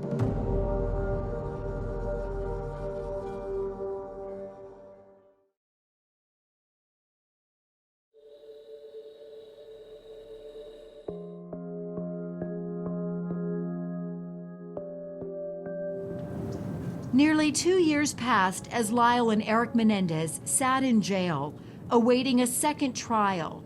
Some of their family members, like Alan Anderson, believed that they were justified in the killings. I know they did what they did because they were in fear of their life. While others, like Kitty's brother, Milton Anderson, considered them cold-blooded killers. I don't believe that Jose or Kitty would do any of the things that they were accused of. Jose was changing his will, and that's when they went out and bought the shotguns. At the retrial, which began in October 1995, one jury instead of two would hear the case. No video cameras were allowed in court, and a new team of prosecutors would employ a different strategy. The first trial was, okay, there may have been abuse, but we don't allow vigilantes in our society. The second trial, the prosecution's case, there was no abuse at all. And what made it easier for prosecutors to argue that, says attorney Cliff Gardner, is the fact that the prosecution raised new and successful objections to the admission of a large amount of defense evidence. Now the jury would hear from only some, not all, of the witnesses who knew the Menendez family and helped corroborate the brothers' claims of abuse. The DA was not going to take another loss. They could not take another loss. The judge, who had also presided over the first trial, excluded the testimony on the grounds that it was irrelevant, repetitive, and in some instances, lacking in foundation, because this time, Lyle Menendez would not take the stand. Eric did testify. Why did you decide not to speak? For 2 reasons. I was just done after the first trial, and I didn't have the attorney that I trusted so much to ask me these deep personal questions. But Carol Nahara, the only surviving lead prosecutor from the second trial, who declined to speak with us, suggested in a 1996 interview there might have been another reason why Lyle didn't take the stand. There were things that had been developed since the first trial that would have damaged his credibility a great deal. Prosecutors said they had new evidence that Lyle had asked a friend and a former girlfriend to fabricate testimony. Lyle admits to 48 Hours that he did do that, but says he later withdrew those requests. Because Lyle didn't take the stand, his cousin Diane Vandermolen was prohibited from testifying about that conversation she says she had with Lyle when he was 8, in which she says Lyle told her that his father was touching him. The jury did still hear from cousin Andy Cano about that similar conversation he claimed to have had with a 13-year-old Eric. But the prosecution attacked his credibility. The state's position was that Andy was a liar. And when cousin Alan Anderson took the stand, prosecutors attacked his credibility too, bringing up the fact that Lyle Menendez gave him money after the crime. Anderson says it was to help pay for a medical procedure. He didn't say anything like, well, if I go to court, you know, it was just straight up between him and I, him being a nice cousin, knowing I was in financial bind. He knew he had the resources to help me. At the second trial, prosecutors placed more of a focus on the brutality of the crime, and they painted Jose as a restrained, loving father, someone incapable of molesting his children. Prosecutors referred to the brothers' defense as the abuse excuse. In the first trial, the defense called more than 50 witnesses. This time, they called about half. It wasn't that they didn't want to present them. They were not allowed. The jury deliberated for days, and then the verdicts are in the retrial of Eric and Lyle Menendez. Guilty of first-degree murder. I hugged my brother, we cried, and I said, look, we're going to be okay. I was not happy at all. At the jury's recommendation, the brothers were sentenced to life in prison without the possibility of parole. And you believe they deserved that? Oh, what they did to my sister, they should have gotten a death penalty. Lyle and Eric Menendez were sent to separate prisons. More than 2 decades passed, and then around 2020, the case made a surprising resurgence on social media. Following a documentary that aired on the case in which Eric Menendez repeated his claims of abuse, droves of people took to TikTok and Instagram to express support for him and his brother. Dr. Judy Ho is a neuropsychologist who specializes in childhood sex abuse trauma. Dr. Ho is also a 48 Hours consultant. We asked her to review the case. I definitely think that our society has just become more knowledgeable about trauma and the impact of sexual trauma. Dr. Ho says research shows that just because the brothers delayed reporting abuse, it doesn't mean they made it up. That's all very consistent with people who have been through trauma and maybe feel like it was even their own fault in some ways, or they're ashamed of the trauma. And there's a lot more self-stigma and shame associated with male victims. She also says that the abuse the brothers describe could even help explain why the crime was so brutal. It makes sense that in that moment, it's almost like a breakdown. And that's not to make an excuse for anything that they've done, but it's just to describe the state of mind of this is years and years of abuse where they couldn't act to protect themselves. And once they pulled the trigger, it was like there was no turning back. But could Lyle and Eric Menendez have truly been in fear for their lives that night? They're 18 and 21. Why couldn't they leave? Right. Well, certainly there was a path that they could have taken is to try to get away from the family. But it sounds like even at that age, they were very much under the control of their father still. I think that oftentimes what people are not aware of is that trauma completely rewires the brain. They probably did think at one point it was either them or their parents, that it was a fight or flight conditioning that had come up. Attorney Cliff Gardner believes the case would be tried differently today. The idea back then was, A, dads don't molest their children. And if by chance it happened, these are 18 and 21-year-old kids, they're strapping young men, they just leave. And both those, I think, are undercut in what we know today. Still, a better understanding of the effects of sexual abuse and some social media support would do little on their own to make a difference in the brothers' case legally. Instead, what their defense needed was new evidence. And eventually, that's what it got. Did you or Eric think that another person would accuse your father of child molestation? I did not. I could not believe it.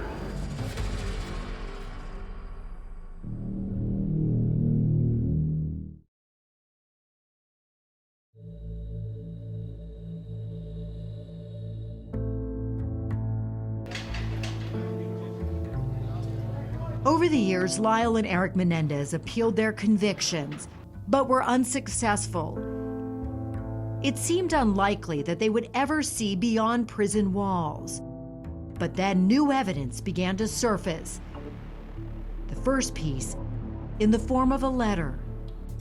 Just kind of out of the blue, one of my father's sister found a letter in storage. Appellate attorney Cliff Gardner says the letter was written by Eric Menendez to his cousin, Andy Cano, in December 1988, about 8 months before the crime. It's not dated, but you were able to get a frame of reference of the timing of it based on the contents of the letter. Exactly. Right? He talks about the Christmas party. We know the Christmas party that they put on was in Christmas of '88. He talks about hiring a new tennis coach. So there's a number of things in the letter that allow us to authenticate when it was written. And it's a particular section of the letter that Gardner says is key. He says, I've been trying to avoid Dad. It's still happening, Andy, but it's worse for me now. Every night I stay up thinking he might come in. I'm afraid. He's crazy. He's warned me 100 times about telling anyone, especially Lyle. No one knew about it at trial. It was never presented. Remember, Andy Cano did testify at both trials. He said that Eric Menendez, at age 13, confided in him that his dad had been touching him. Prosecutors suggested that Cano was lying. He explained to me that these massages that his father was giving him were beginning to hurt. The letter is significant. Why? Well, the state's position was that Andy was a liar. Andy was making it up. This shows that Andy wasn't making it up. It's contemporaneous evidence from Eric to his cousin Andy about what was happening. But the letter was just the beginning. More evidence has surfaced that Gardner says further supports Lyle and Eric Menendez's long-standing claims that they were sexually abused. A man named Roy Rossello has come forward claiming that he was sexually abused by Jose Menendez, too. Roy was a member of the boy band Menudo, which was big in the late 70s, mid 80s. They're a sensation in the Spanish-speaking world, and throughout Latin America, their appeal has caught on big. Menudo originated in Puerto Rico. The band is best known for producing big-name talent like singer Ricky Martin. The idea behind the band was to keep it perpetually young. Few of the performers remained in the group beyond the age of 16, instead being rotated out for younger talent. It turns out Jose Menendez had ties to the group. Jose Menendez was working at RCA at the time, and RCA signed Menudo to a recording contract. Former Menudo member Roy Rossello, now 54, was not available for an interview with 48 Hours. But in a sworn affidavit filed just last year, he claims he went to Jose Menendez's home in the early 80s at the direction of the band's then manager, Edgardo Diaz. Rossello would have been between 14 and 15 years old at the time. He says he drank a glass of wine, then felt like he had no control over his body. He says Jose Menendez took him to a room and raped him. Rossello first spoke publicly about the allegations in a documentary. Y yo estuve una semana con un dolor terrible. Con un dolor que no podía más, no me podía ni mover. Rossello also alleges that he was sexually abused by Jose Menendez on 2 other occasions, right before and right after a performance at Radio City Music Hall in New York. I met Roy, and he talked to me about it. It was a difficult conversation for him. It was difficult for me to hear, but I thought Roy was credible. It can take years for people to recognize what happened, to have the courage to come forward. When I first heard about it, I cried. For me, it was very meaningful to just have things come out that caused people to really realize, okay, at least this part of what it's about is true. Lyle Menendez says he remembers Menudo band members coming over to the family home when they lived in New Jersey before moving to Beverly Hills. He does not recall Rossello specifically. What do you remember about the Menudo band members going to your home? Only that my father had sort of intimate involvement with that particular group. They usually would not have too much involvement with groups other than negotiations. But with Menudo and Eduardo Diaz, he traveled with them, he went to their concerts, he stayed in hotels that they stayed at. Lyle Menendez says he didn't think much of it until rumors began surfacing towards the end of he and his brother's first trial. People in the industry were talking about that maybe something had happened because there was a sex scandal in the group. Rosello, along with other former Menudo members, have long accused Edgardo Diaz, the band's one-time manager, of sexual abuse. Diaz has always denied the allegations, and no charges have been filed against him.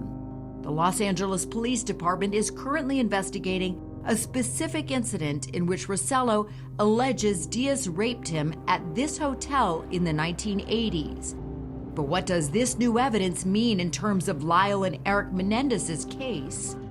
The importance of the new evidence, you have to look back and understand what the state's position was at the second trial. The state's position was that the sexual abuse never happened. And the state's position as to Jose Menendez was he wasn't the type of person who would molest a young boy. This new evidence takes both those arguments and undercuts them entirely. Gardner has filed a habeas petition asking that his client's convictions be vacated. The boys were abused as children. They were abused their whole life. And this is a manslaughter case, not a murder case. It's just that simple. And if they were convicted of manslaughter, they would have received a much shorter sentence and been out a long time ago. But will a judge buy Gardner's argument? It is very, very possible that Jose Menendez was a child molester, but you don't get to murder him and his wife in cold blood.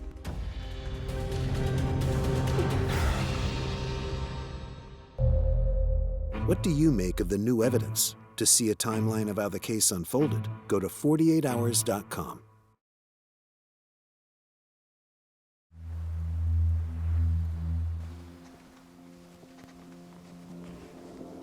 After attorney Cliff Gardner filed the habeas petition in May 2023, asking that Lyle and Eric Menendez convictions be vacated, it turned into a waiting game for a judge to rule.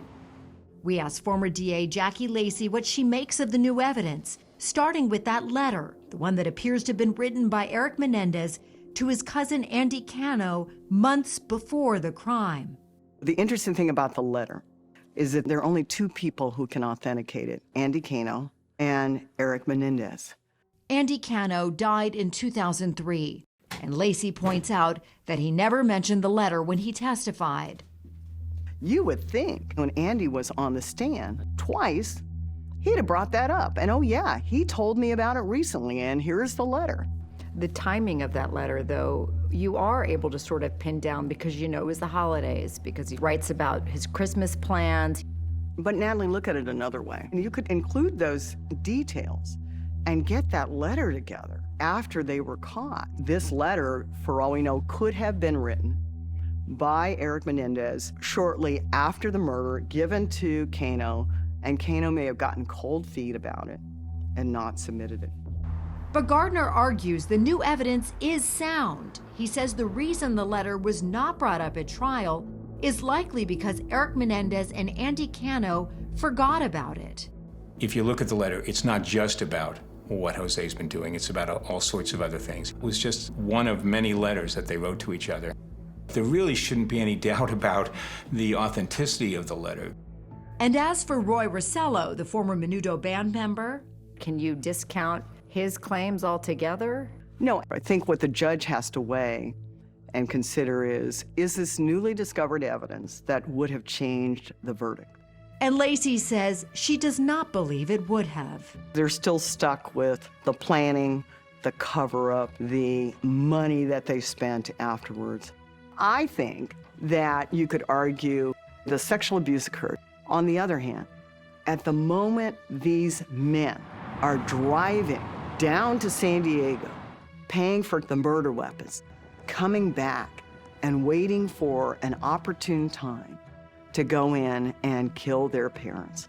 The molestation is not occurring right then. I do not believe that at the time they murdered them, that they were in danger at that particular minute of being murdered by those people. I think they hated them.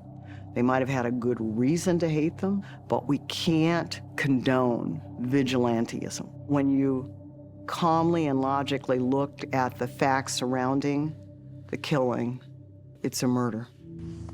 But Gardner believes the new evidence would have made a difference to the jurors. He says evidence of abuse can mitigate a crime, and that's why prosecutors fought so hard to keep it out of the second trial.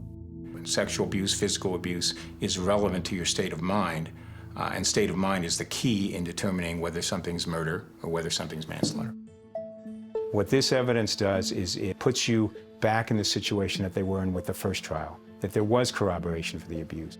And in the first trial, remember, 2 juries were divided over whether the brothers should have been convicted of murder or manslaughter. The court declares a mistrial. Gardner thinks this new evidence, combined with that of the first trial, rules out murder entirely. My hope in the case is that the judge will realize that this new evidence is indeed credible and persuasive, and he'll vacate the convictions. If that happens, it would be up to the Los Angeles County District Attorney's Office whether to retry the case. In a statement, the District Attorney's Office said it is investigating the claims made in the habeas petition. Alan Anderson wants to see his cousins released. What I would say to the prosecutors or judge would be, please, look at all of the evidence. They are speaking the truth. They shouldn't be in there as long as they've been. But still, Kitty Menendez's brother, Milton Anderson, feels just the opposite. He says he doesn't believe the new evidence is credible. I don't think it's evidence. And he wants his nephews to stay put. I think they should die of old age in prison. I loved my sister and I protected her in life, and I will love my sister and protect her in her death. Lyle Menendez says he understands his uncle's pain. Part of my remorse is for the pain I caused people like him. As they await a judge's decision, Lyle and Eric Menendez, who reside in the same prison since 2018, are focused on rehabilitation and continuing their education. I connect with other prisoners that have sex abuse histories and work with them. Both brothers are married to women outside prison. I think it has made a huge difference to have love and support like that. I try not to be defined by that one night. It's sort of a lifelong journey. Not to be defined by that one night.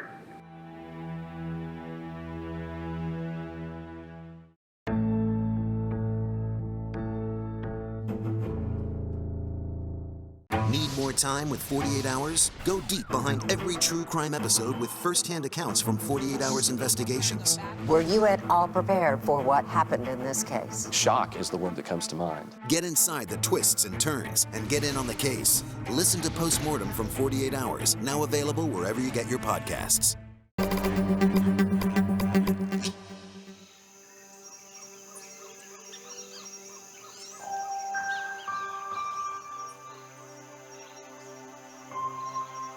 He was brilliant, phenomenally handsome. He was everything that to me symbolized a future with a capital F. And it just clicked. And from that first day, there was never any doubt that we were meant to meet.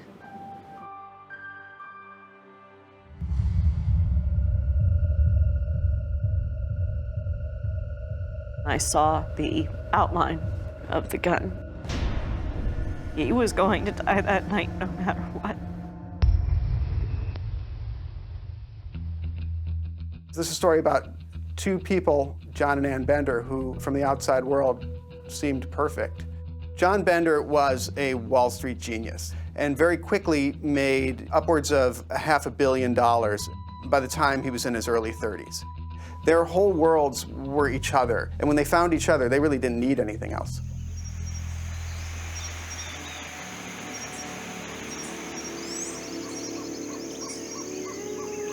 We built the house with the idea of it being our home, to our taste. They said, let's retreat to Costa Rica, to the deepest part of the rainforest, and set up a nature preserve.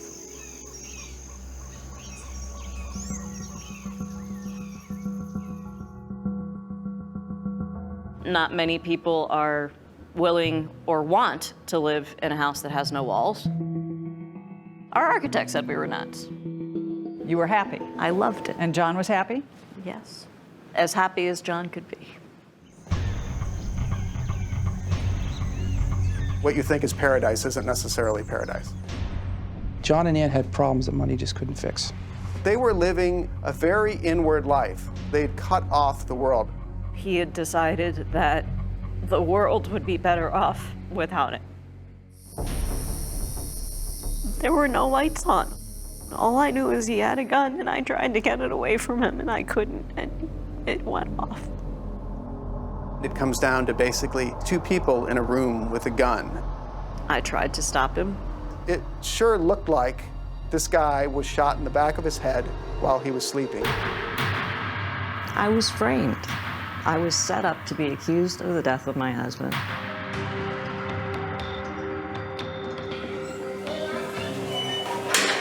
I refuse to give up. I'm just not going to.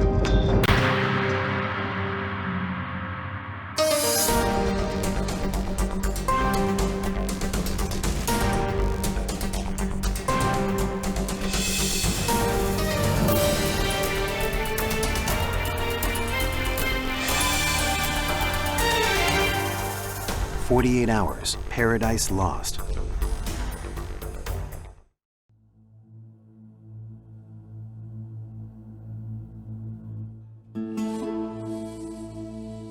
I had accepted the fact that I would have to live the rest of my life with somewhat of a question mark over my head.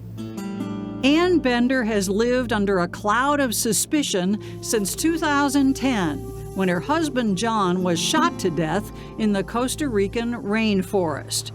In 2015, she went to prison for murder, but now says total vindication is so close she can taste it. I've been waiting a long time for this.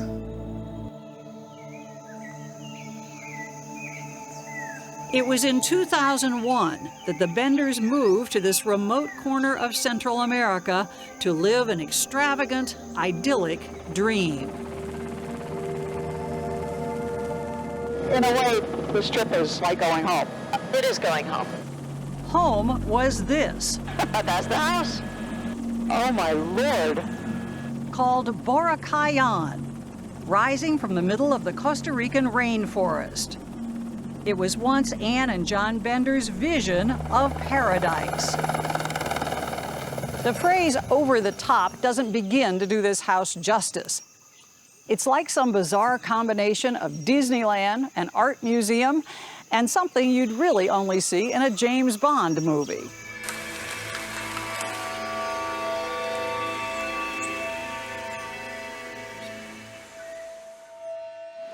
Does this strike you as astonishing every time you're here, or are you just totally used to it? I'm used to it by now. It's home. 4 floors. There he comes. Oh my goodness, I just saw a bird. Yeah. Nearly 50,000 square feet. This is your kitchen. Tons of gleaming granite. Kitchen, that was the dining room, and the living room is on the other side. And no windows or walls at all. I think that's one of the things I miss the most, is the sounds of the birds. Where is the bathroom? Right here. We built the house to our taste, which is crazy. John and Ann always had been a bit eccentric, from the moment a friend introduced them in Virginia in 1998. It was love at first sight for both of us. The daughter of an international banker, she'd grown up all over the world, and he was smitten. He proposed after just 2 weeks. They married the next year. We both found in each other a future. They shared many interests and one unfortunate problem. Both struggled with depression, specifically in Ann's case, with bipolar mood disorder. I had just been diagnosed with bipolarity.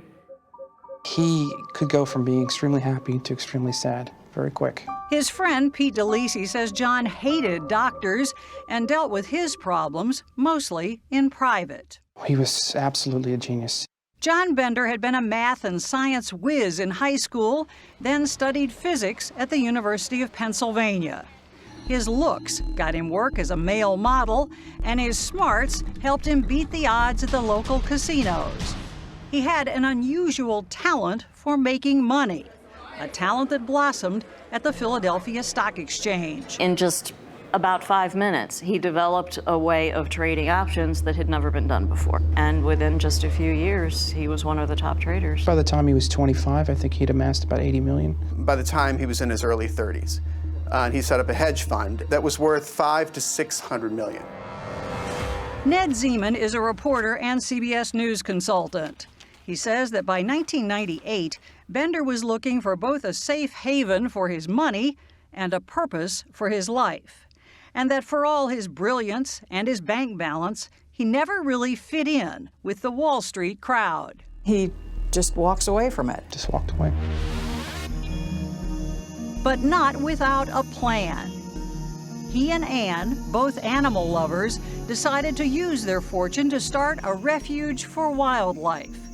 In the dense rainforest of Costa Rica, they found the ideal location, 5,000 pristine acres. They named it Boracay, after a native plant. I mean, this is as out there as you can get. Setting up a sanctuary for wildlife gave the Benders a sanctuary too, an escape to an extravagant private universe of exotic flowers, animals, and waterfalls. Here, nothing was ordinary, not even the lights in the house. Many were custom made of stained glass. How many lamps are we talking about here? Approximately 400. You just said 400. Yeah. She says John thought the lamps would brighten her outlook on the world. Depression was an immense bond between them. It's a very isolating disease, and people tend to pull away from society.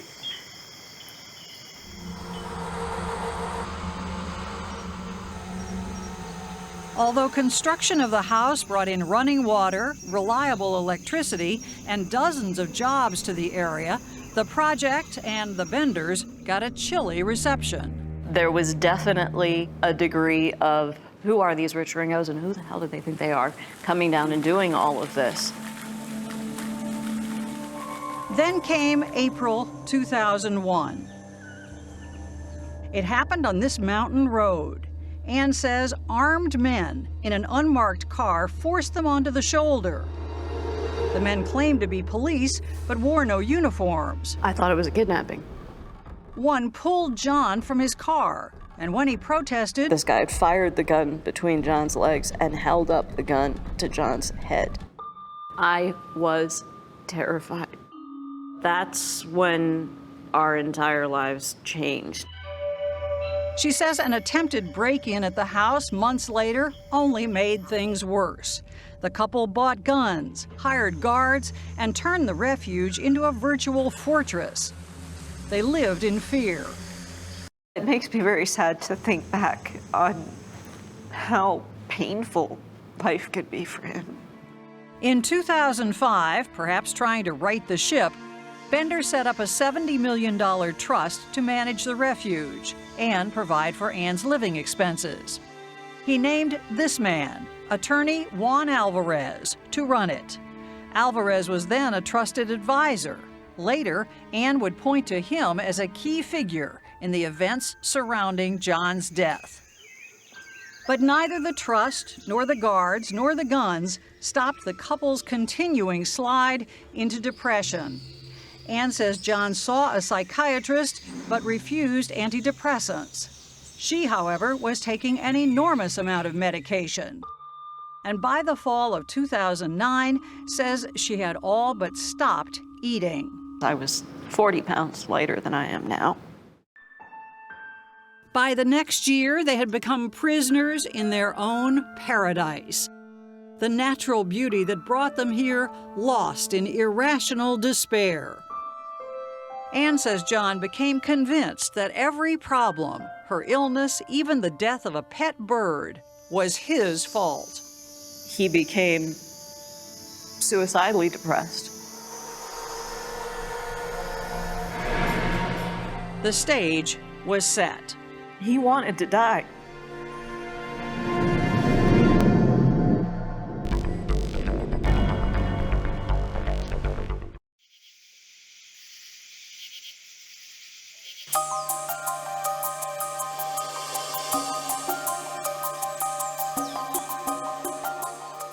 I'm sure this seems as real to you today as it did that night. So what happened? John brought a gun to bed. It was January 7th, 2010. I opened my eyes and I saw the outline of the trigger of the gun, and he had it pointed at his head, at himself. Horrified, Ann Bender says she recognized their 9mm Ruger pistol. From what I could tell, he was holding it with both hands. And what'd you do? I got up on my knees and reared towards him, and I tried to grab the gun. Were you able to get it? No. I was able to get my hands around his, and the gun slipped, and it went off.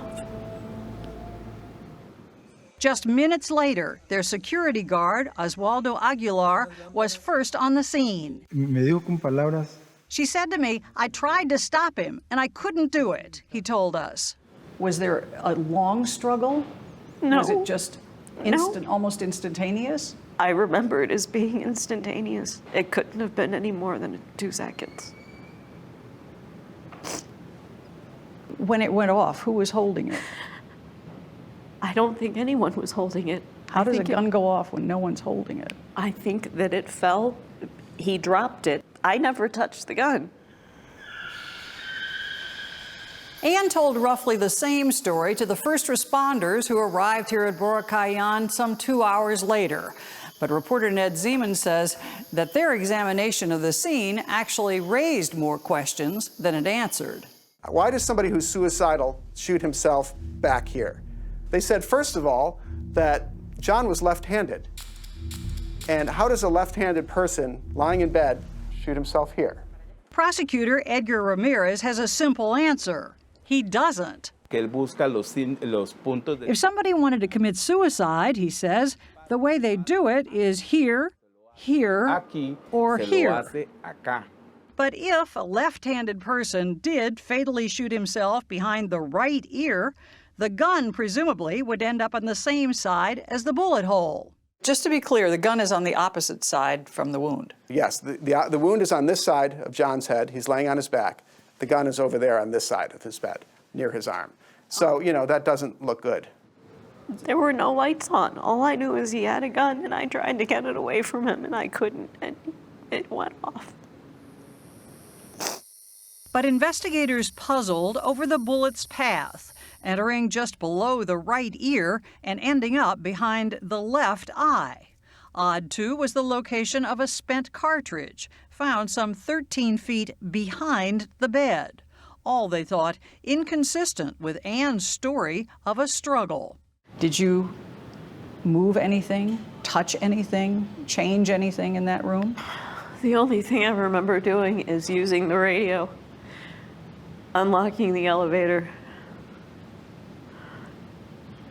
and touching John. But as far as the gun, the shell casings, the pillow? I don't remember anything. A pillow near John's head had a tear with gunpowder in it, which means the pillow was positioned over his head and the gun was fired, the prosecutor told us. Within hours, investigators began to think John Bender may have been shot in his sleep and died where he lay. There were pools of blood on both sides of his body. The earplugs he always wore still in place. Al iniciar nosotros la segunda inspección. Starting from the 4th floor down, we started looking, says Inspector Luis Aguilar, who led a sweep of the house and quickly discovered something that stopped him cold. Al terminar la diligencia nuestra. We found a great amount of jewels, precious stones, gems, thousands of them, diamonds, rubies, opals, some on display, others in suitcases, worth roughly $20 million. When you talk about the jewelry collection, you know, I have jewelry. I don't think that's what you're talking about. No, in no way, shape, or form. Investigators didn't see it as a jewelry collection either. To them, it looked a lot more like a smuggling operation. Do you think that the fact that when the police got here, they find all these amazing jewels, do you think that it prejudiced them? You know, So what? Strange doesn't mean that you're a criminal.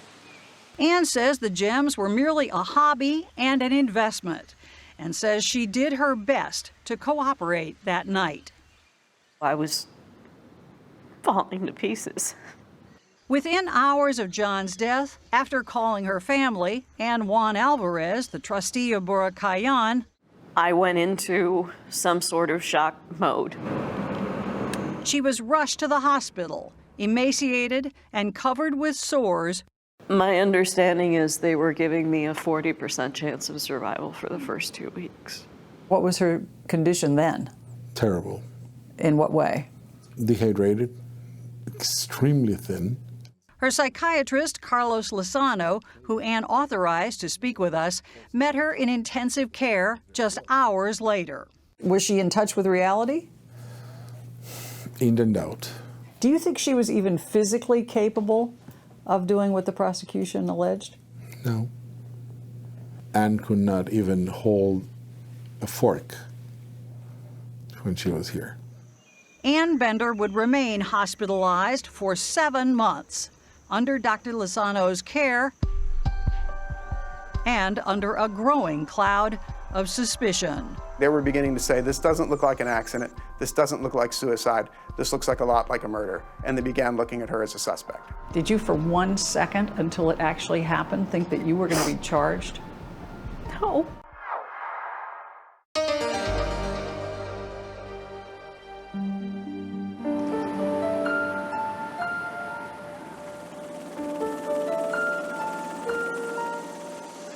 She was skin and bones. I mean, she looked horrid.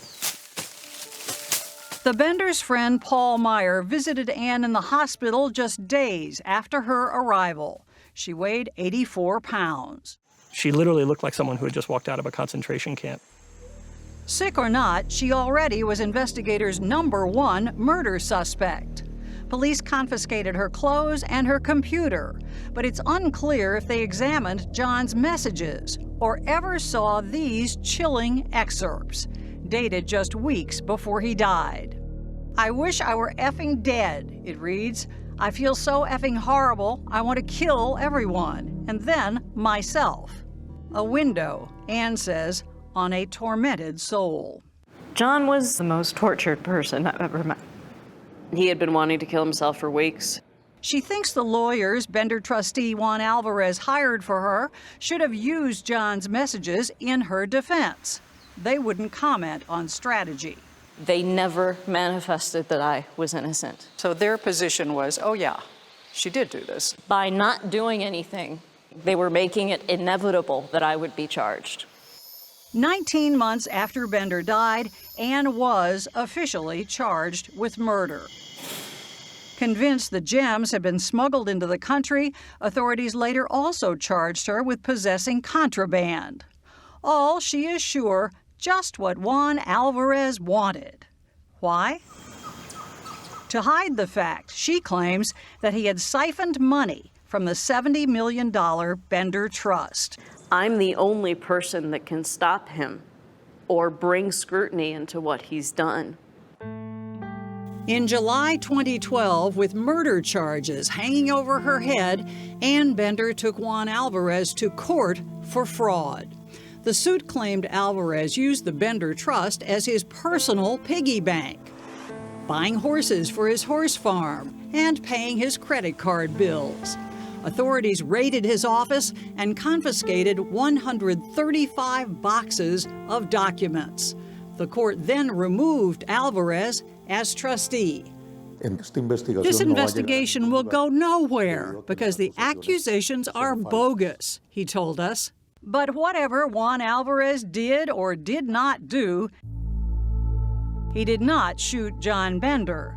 And prosecutors see Ann's lawsuit as an attempt to distract them from their firm belief that she did. They just didn't see how that gunshot could have been in that part of his head by suicide. Was this suicide or an accident or murder? The forensic evidence is so vital in this case. It's incredible. We brought in outside experts to Boracay and asked them to take a look at it. This was the bedroom. This is where John Bender died.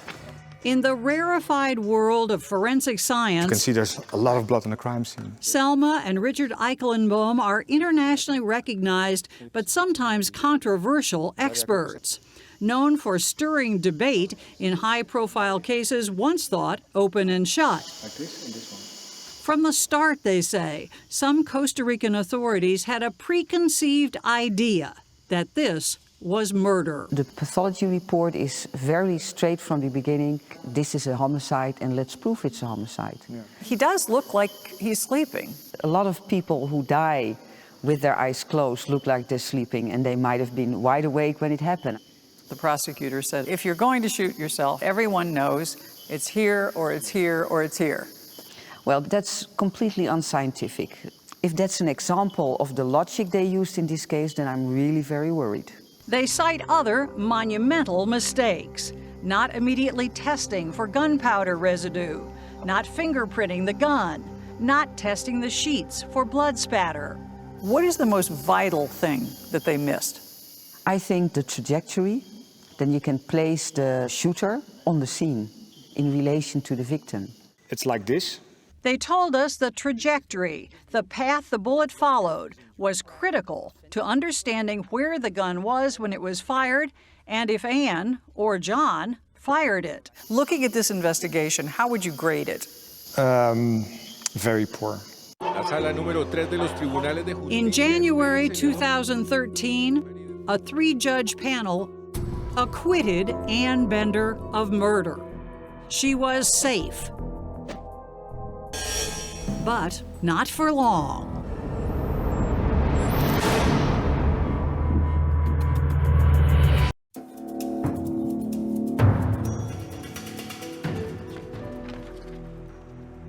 After her acquittal, Ann Bender hoped for a new start. But never thought of leaving Costa Rica, moving instead to a small apartment. When the trust stopped paying her bills, friends and family helped.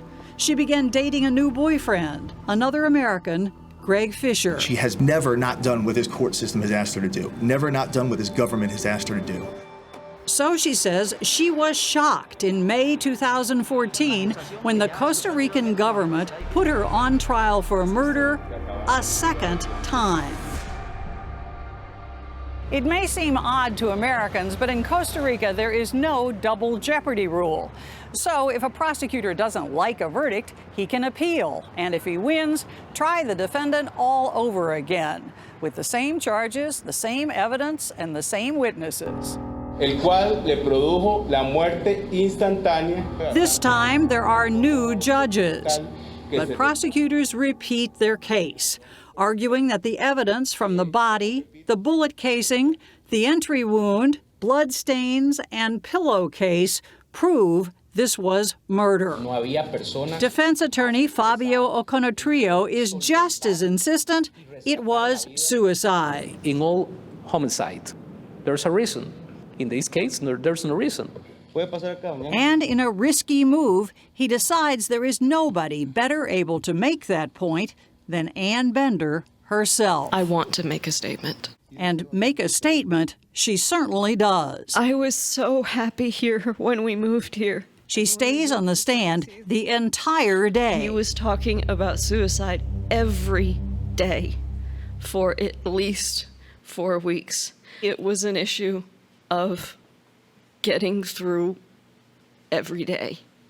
You seem to be saying that there was no way to prevent him from attempting suicide. I tried my hardest. I'm not saying just no way for you. There was no avenue open. No. Period. This was destined to be. He wanted to die. Estaba en esta posición.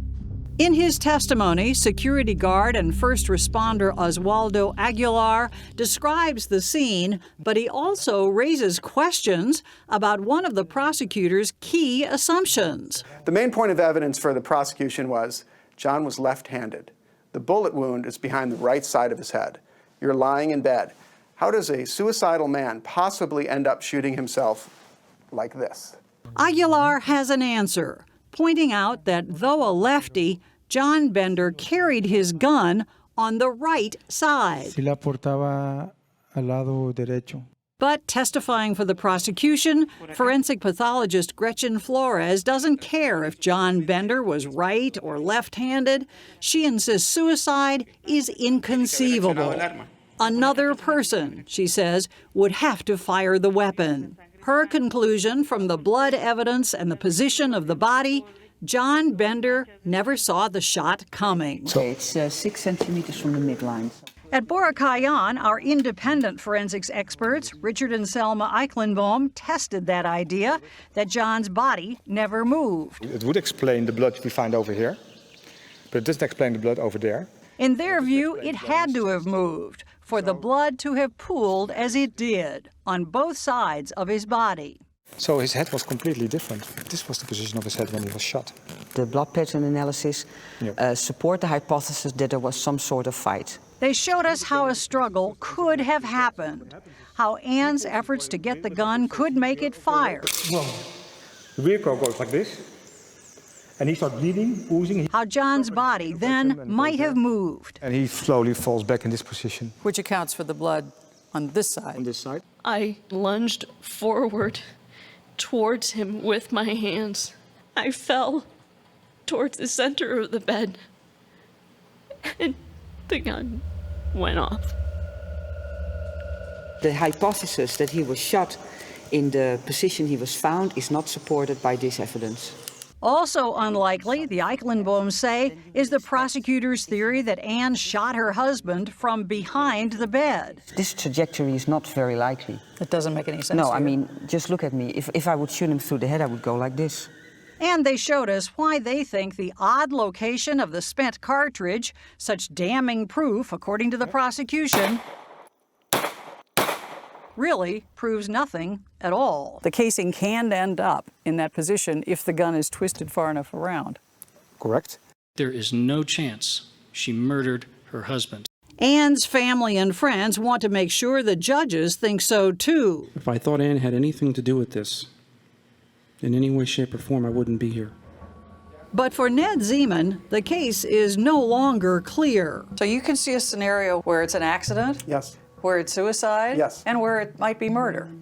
You can see all these? Yes, I absolutely can. And I think anybody who sat in that courtroom would probably say the same thing, except for maybe Ann and her attorney, because any of those makes sense. In his closing, Prosecutor Ramirez insists there is only one plausible scenario. Ann Bender shot her husband. Defense attorney O'Connor Trio pleads for reason, saying Ann is not an assassin. Facing a possible 25 years in prison, Ann herself has the last word. I did not kill John. But even after 4 years and 2 trials, she is unprepared for this verdict. Translation, guilty of murder. La única persona que pudo haber realizado dicho disparo es la imputada. Her friends and family sit stunned. She is sentenced immediately to 22 years in prison, and she is led away. I really don't remember much after that, except the police officers surrounding me. Her boyfriend, Greg Fisher, is devastated. I don't think she's going to live. I don't think she's going to survive. The reality that I could be here for 22 years, have I accepted that? I don't think there's any way that I can. La única persona que pudo haber realizado dicho disparo, Ann Maxine Peyton. Immediately after being sentenced to 22 years for murder, Ann Bender appealed her conviction. There's no evidence that proves beyond a reasonable doubt that I killed John. The evidence doesn't exist. We met with her 6 weeks later in prison. I'm still surviving, and I refuse to give up. I'm just not going to.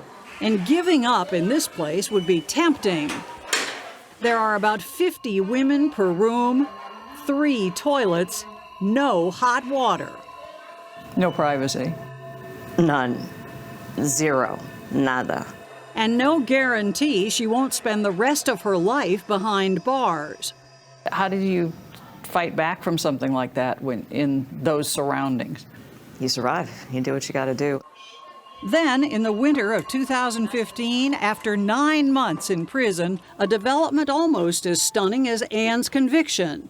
She wins her appeal. The court annuls the verdict. She will have to face yet another trial, but she is released for now. She learns all this from a friendly guard. I said, "You're kidding, I can leave?" And she said, "Yeah, you're free." I fell to the ground. I just lost it. But in this story, bad news always seems to follow the good. And Ann soon learns she is not off the hook. Prosecutors have decided to try her for a third time. Her third trial begins about 6 months later. And not only is Ann physically more fragile than ever, she has suffered a major personal setback. Her boyfriend, Greg Fisher, died of an asthma attack while she was in prison. But at this trial, there is no shortage of people to lean on. Ann's parents, her best friend, Celine. She's the best human being that I've ever met. A lot of people that are close to me are very invested in my getting out of this. John Bender's old friend, Pete DeLisi, has called in legal reinforcements too. 2 lawyers from the UK and 2 from the US. Paid by Ann, they'll advise her local attorney and closely monitor the trial, making sure the judges know they're watching. Ann's biggest challenge may be just holding herself together in court. In contrast to her day-long testimony in previous trials, she is on the stand for only 2 hours.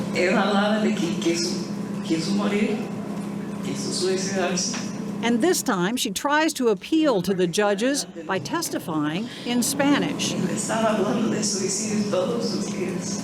Once again, telling her story is an emotional ordeal.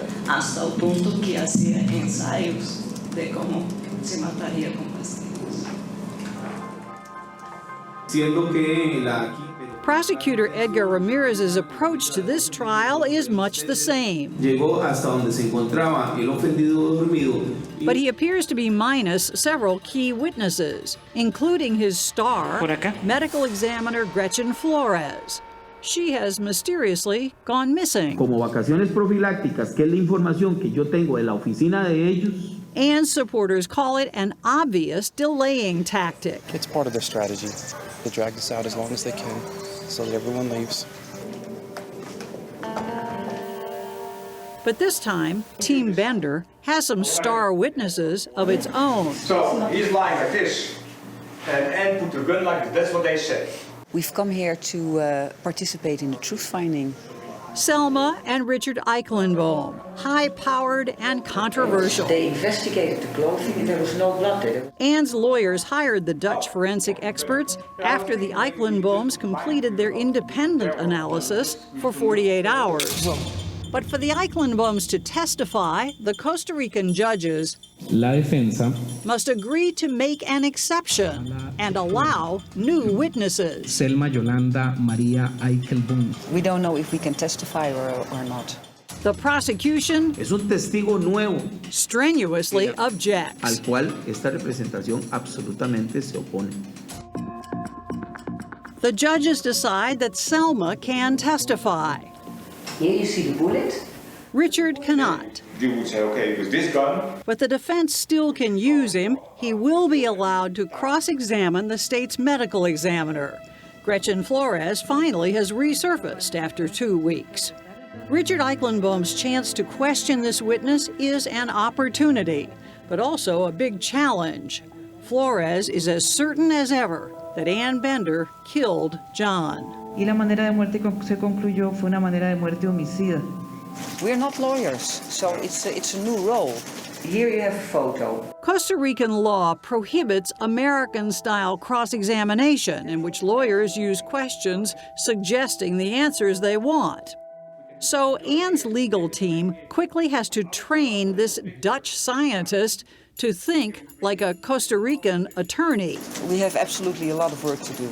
To help Anne, he'll have to pointedly ask medical examiner Flores about her experiments without seeming to have an opinion either way. It seems to me what we can do is explore what experiments the the prosecution have not done. When did you do this? You didn't do this? You didn't do this? But that's fine. That is providing information, and we're not allowed to do that. It's providing information. Yes, indirectly. After working all weekend, the team is ready. Now we have to play lawyer games. Do you know if this gun was tested for the distance of a missile flame? No, señor, no, señora, no sé. No, I don't know. Am I allowed to show a picture? Sí, adelante. Yes, go ahead. Richard Eichenbaum has to tread carefully, Posición anatómica. and the constraints limit what he can accomplish. But next, it's Selma's turn. She is a witness. I remember her walking in and the reaction of the judges, just seeing her because she has such an amazing presence in the courtroom. And as a witness, she can go much further. I see no support for the scenario of a homicide. Her testimony was amazing. In my opinion as an expert, all the evidence that is available points clearly in the direction of a suicide. De un suicidio. The prosecutor makes a last-ditch effort to strike Selma's testimony from the record. But for now, the judges decide it can stay. You can't unring the bell. They heard what she said. It's been 3 long weeks. At last, they are ready to vote on a verdict. After 3 trials and nearly 10 years, The judges are looking at me, and I hear the words, not guilty. Absuelta. And that translates Absolved. absolved. Yeah. Bien, eso sería todo. Tengan todos buenos días. The world believes me, finally.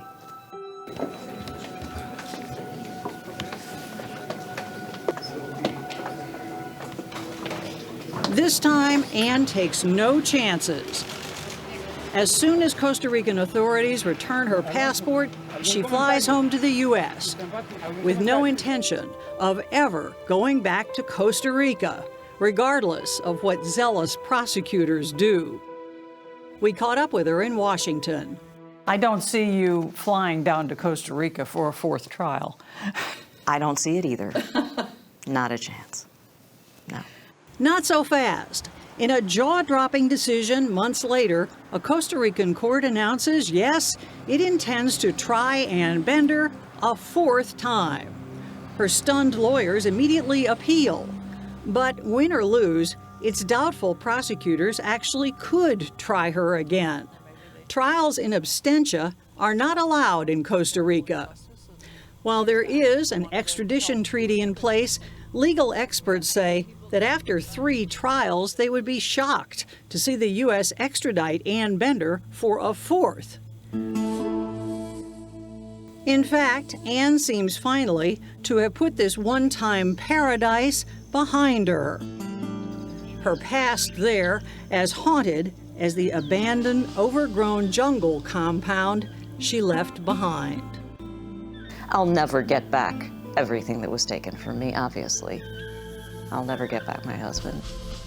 Now it's time to go after what can be recovered and find a life again.